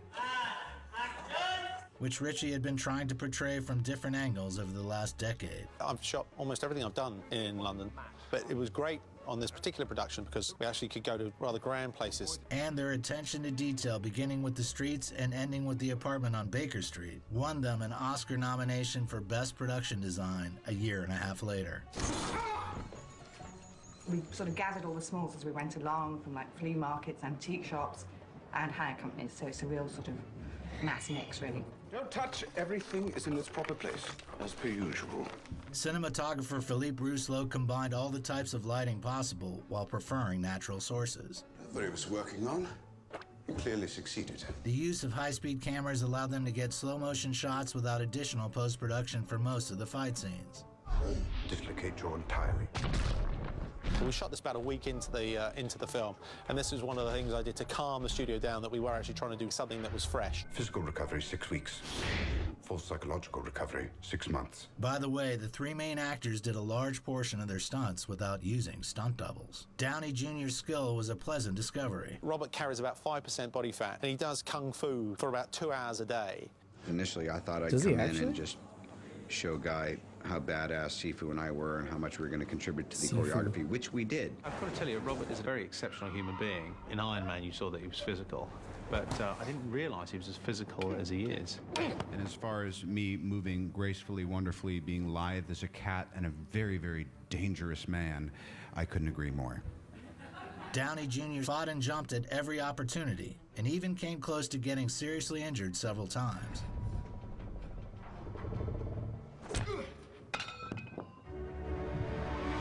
Every hit you see him take. I wonder what they were filming this with. Even this camera looks so insane. I think I could do it. I can do this. I guess it's similar to how Stephen King hates The Shining because Stanley Kubrick made so many changes when he directed it. I didn't know the backstory behind that. I never fully watched The Shining. I think I've only seen bits and pieces of it.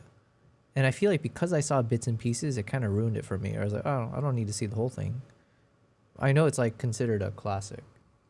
Is absolutely real, and the action they accomplished on that I thought was really quite extraordinary. During the fight scene with Dredger, the actor Robert Miley accidentally hit Downey Jr. on the head. Considering Miley's professional wrestling background and the fact that he was twice the size of his opponent. The punch was so hard that Ritchie stopped filming immediately and called an ambulance. Thankfully, it was only a bruise and a slight concussion. I feel safer already. Another Just fight scene with wait. Dredger was choreographed. I don't think you can have a slight concussion.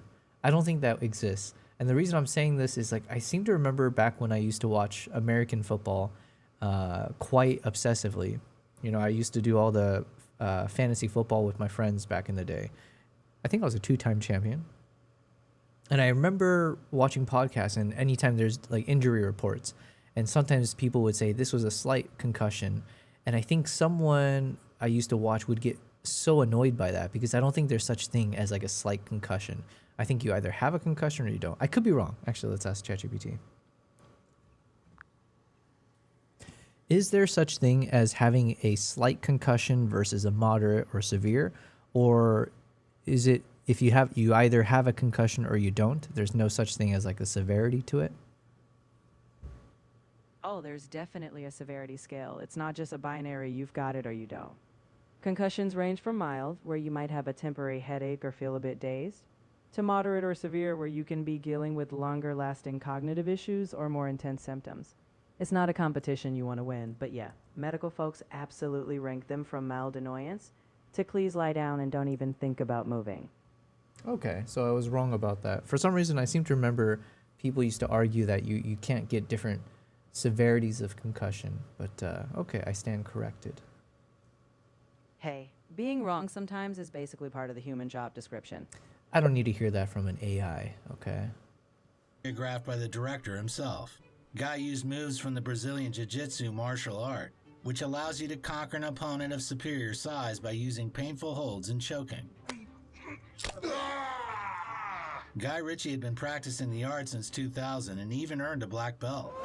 Damn. The picture is peppered with references which are also worth mentioning. Each time a crow appears on the screen, it foreshadows death.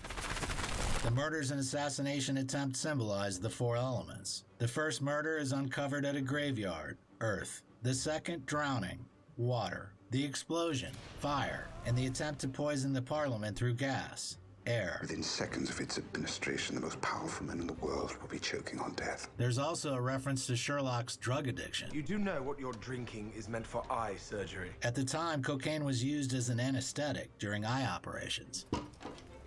Right. The mention of the 5 women killed by Lord Blackwood. The unholy murder of 5 innocent young women and the attempted murder of a 6th.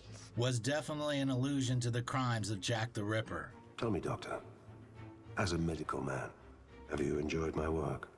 Let me show you how much I've enjoyed it. Shooting lasted for 102 days and came to a close in mid-January of 2009. Post-production and editing took about another 7 months. And the amount of people that are involved, the amount of expense that's involved, the amount of creative hours that these kind of scenes drink up is it's really hard to appreciate unless you can follow step by step how much work actually goes into these kind of scenes. The reel premiered at the end of the year. Sherlock Holmes became the first film in Ritchie's career not rated R, and also the first screen adaptation dedicated to the greatest detective of our time in the past 20 years to set foot in America. 2 months later, the film finished its victory lap around the world's movie theaters, having made over $500 million. Its financial success exceeded the studio's wildest expectations. In addition, the reel was showered with nominations and awards. Oscar nominees included production designer Sarah Greenwood, set designer Katie Spencer, and soundtrack composer Hans Zimmer. While Robert Downey Jr. won a Golden Globe for his role as Sherlock Holmes. Madam, I need you to remain calm, and trust me, I'm a professional. But beneath this pillow lies the key to my release. There's a Holmes quote by Conan Doyle, who was a genius, by the way, and he said, "Art in the blood is liable to take the strangest forms." The success amazed Warner Studios, and they decided to ride the wave and start work immediately on a sequel. And it's become a point where these tentpole franchises are really successful ventures, so we're conscious. Guy had to give up his screen adaptation of the Lobo comics from the DC universe, and Robert had to skip filming Cowboys and Aliens. We pick up almost straight after, at the point we left it. Because of this hurry, obviously, Ritchie once again did not participate in writing the script. The first installment was referenced but didn't affect the sequel. Warner Brothers did this in order to attract as many viewers as possible and to reel in those who had just found out about the movie. Is that what this is about? The preparation. Fett says, no concussion can be slight. Just depends on how much your brain gets shook. Yeah. Yeah, I mean, he said slight concussion. Or did he say slight or mild concussion? At this point, it doesn't matter. I guess I stood corrected. Phase, storyboarding, and casting happened at top speed, which makes it all the more impressive how well Ritchie managed to fill out the acting ensemble. The phenomenal Stephen Fry was invited to play Mycroft, and he breathed new life into the role. I couldn't have jumped further, harder, faster, higher when I was asked if I was interested in Mycroft. I thought it was a wonderful gig. Are we, Mikey? Good evening, Shirley. Oh. I remember we have a mutual friend, Chris Martin, the chap out of Coldplay, who's a real Sherlockian. It was his idea, actually, that Mycroft should be played by Stephen Fry. I think in a different time that he either would have played Moriarty or Sherlock Holmes. Stephen Fry, he was another Sherlockian. I was so obsessed with Sherlock Holmes that as a very, very young boy, I joined the Sherlock Holmes Society of London. I mean, I could tell you everything. I could tell you that there were 17 steps from Baker Street up to his room. I could tell you every detail of the fireplace and the furnishings. I could quote long passages from it. I mean, it was a complete nerd. It's really weird. In the same way that plenty of kids could do the same for football, I was doing it with Sherlock Holmes. He's kind of like a walking encyclopedia. Oftentimes, it would be easier just to ask him than refer to any of the research material we had, because sometimes it's not entirely accurate, and he is always entirely accurate. And we have a much smarter set and cast crew due to Stephen Fry and his wisdom. Good evening, by the way. No, he doesn't. The same can be said for Jared Harris. Professor James Moriarty. His conditions for signing the contract was that the typical cliches be left out from previous films. Jared was really concerned, and I think concerned in all the right ways, that this Moriarty not just be a rehash of 1,000 other supervillains. Tough to avoid the cliches, and the cliches, it's been copied so many times and it's been parodied. The question is, what to do about it? The greatest success of the film is that our bad guy is really, really... It's basically the same, I think. Mild, slight, light. Game of telephone. Doc says he has a slight concussion. He retells it using the word mild. Gotcha. Really done right. And doing a bad guy right is the hardest thing to do in this kind of show. I take that as a compliment. Jared fit the role of Holmes' antagonist as though the script was written for him. During the audition process, he took the place which was supposedly reserved for either Gary Oldman, Sean Penn, or Brad Pitt. Rumor has it that Pitt was the voice behind Dr. Moriarty in the first film in the theaters. But after Harris was confirmed, he re-recorded those lines for DVD and Blu-ray. That's precisely why I hired you. Also, Jared's candidacy was confirmed a mere 10 days before filming began. Doesn't realize until too late that it has swum into a trap. The choice of Noomi Rapace for Madame Simsa Heron was an obvious one, and she seriously prepared for her audition. So I've been, I learned this gypsy song, and I'm learning to dance, and we will have this great dance scene in the camp, and I speak some Romani in the movie as well. She took it so seriously. Noomi, when she turned up for an interview, she really meant it. Welcome. I'm Madame Simsa.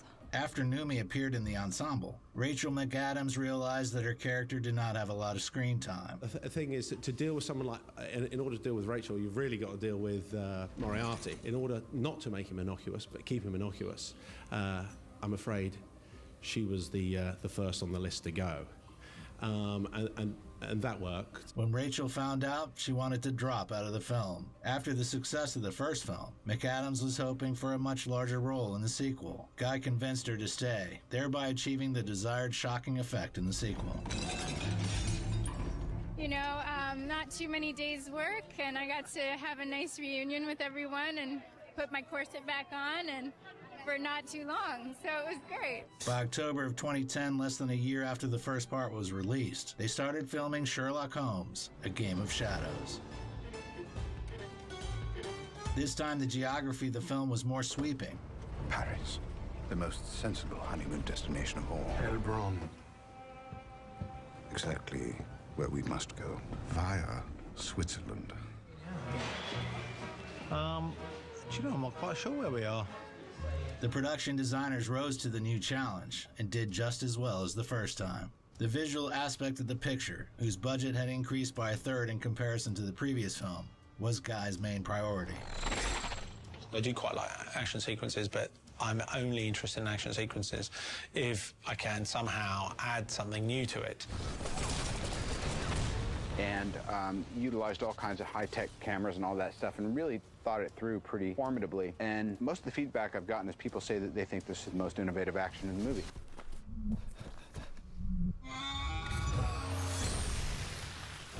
Man. More proof that slow motion is just so awesome. Everything about it, buttery smooth, yeah. Oh, I need to shoot at 1,000 frames per second. The slow motion scenes. He invited Gavin Free, made famous by the YouTube channel Slow Mo Guys. Oh.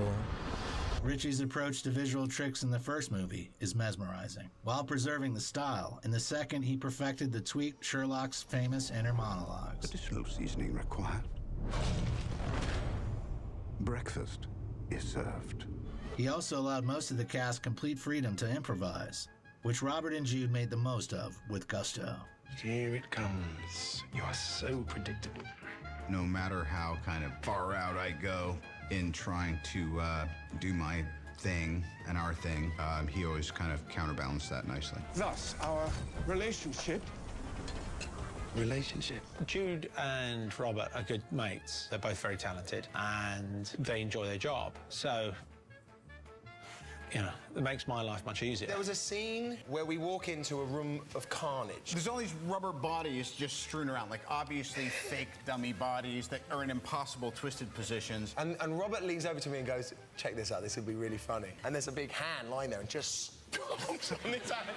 And an extra cut. Oh, you love it! In my own defense, I timed it perfectly. The theme of chess was woven throughout the narrative. It is reflected in the set and in the plot.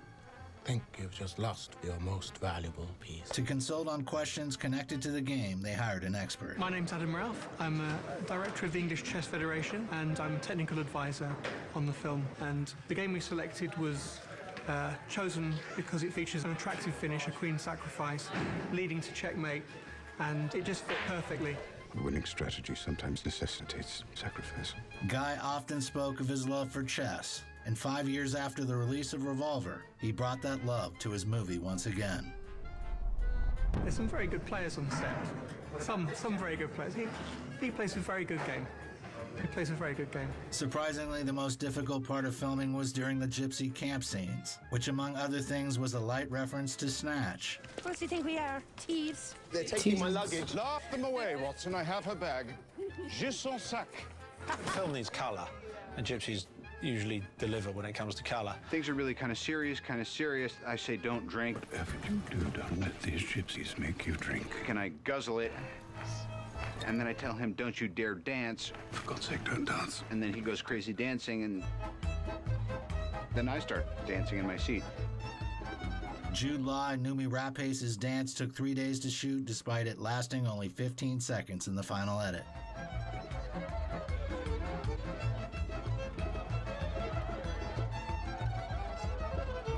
As for the question posed in the last scene of the picture, Guy has yet to answer it. And with that, I bid you a fond adieu until I see you on the, well, I'd say the next one. Who knows what I'm going to do? Who knows who can afford me anymore? It's widely known that a third film is in the works. Really? While the film was in post-production, the director managed to work with Jude Law and Robert Downey Jr. on a few small projects. He filmed Jude in the charming short for Dior. You know where I've been. I know where you've been. And Robert in the commercial for the game Call of Duty, Black Ops 2. Guess who brought a jet to a gunfight? A Game of Shadows premiered exactly 2 years after the release of the first part and slightly exceeded it in the box office profits, making the hurried pace of Warner Brothers worthwhile. Guy made over $12 million from the trilogy, and though the reaction wasn't as ecstatic as to the first films in Ritchie's career, the adventures of Sherlock Holmes helped the director to reach new horizons and gave him a ticket into Hollywood's elite society. That was great. Learned a lot. Okay, it is now 10:30 p.m. Fed says probably her agent who told her to do that. Yeah. 10:30 p.m. I made some progress. It's good stuff. I feel like tomorrow I can really just crank through all these. I think some of these actually ended up pretty nice. I'm going a little artsy with some of the shots. So adding a bit of grain to it, being very, I don't know. But I'm liking the results. That's the main point. So, and we're still going, these are the photos from day 1, or the trip number 1. So I still haven't even touched the ones we've been organizing through today. But that's good. That means we got more quality stuff than expected. So there's enough ammo for this YouTube video. We're probably going to get like a proper 3-minute, 4-minute video. Who knows? Maybe there'll be like 50 photos or so. Top 50 photos from Mongolia. Something like that. So that should be fun. All right. Well, now I want to wind down. My cat is on my lap. I think that means she wants to be fed. She probably needs some food. Is that right, Nala? Oh, and it's also 10, almost 11 p.m. That gives me a little bit of time to maybe watch a movie tonight. Oh, no. Widow's Bay. I got to watch Widow's Bay. So that's top of mind. And then tomorrow, same as usual. I'll get back into streaming. Blah, blah, blah. So yeah, I think, as they say, what was it? Adieu? This is probably a good place to end it. Let's see. Nala's doing her thing anyways. Saying goodbye. Heading over to that bed. Nice. Look at us tracking my cat. Besides that, though, obviously, here I am. All right, thanks, guys. I appreciate today. It was another wonderful stream. I appreciate seeing some friendly faces I haven't seen in a while since I've been gone. So it is fun to be back into a normal swing of things in terms of streaming regularly and consistently, yeah? So tomorrow I will most likely be editing Mongolia. Now we've entered into edit mode, right? So we're finished with a bit of, yeah, we're in edit mode. So that's what we can look forward to tomorrow. And what is tomorrow? Thursday? Yeah. We'll see if I can get another proper video posted on YouTube in the coming days.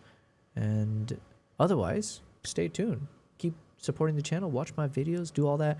It is linked in the chat here. So my latest YouTube video. Feel free to give it a little gander. Let me know what you think. Fed says, remember Widow's Bay. Yeah, exactly. I keep forgetting. I'm like, wait, I need to watch. Especially if you're saying there are 2 episodes.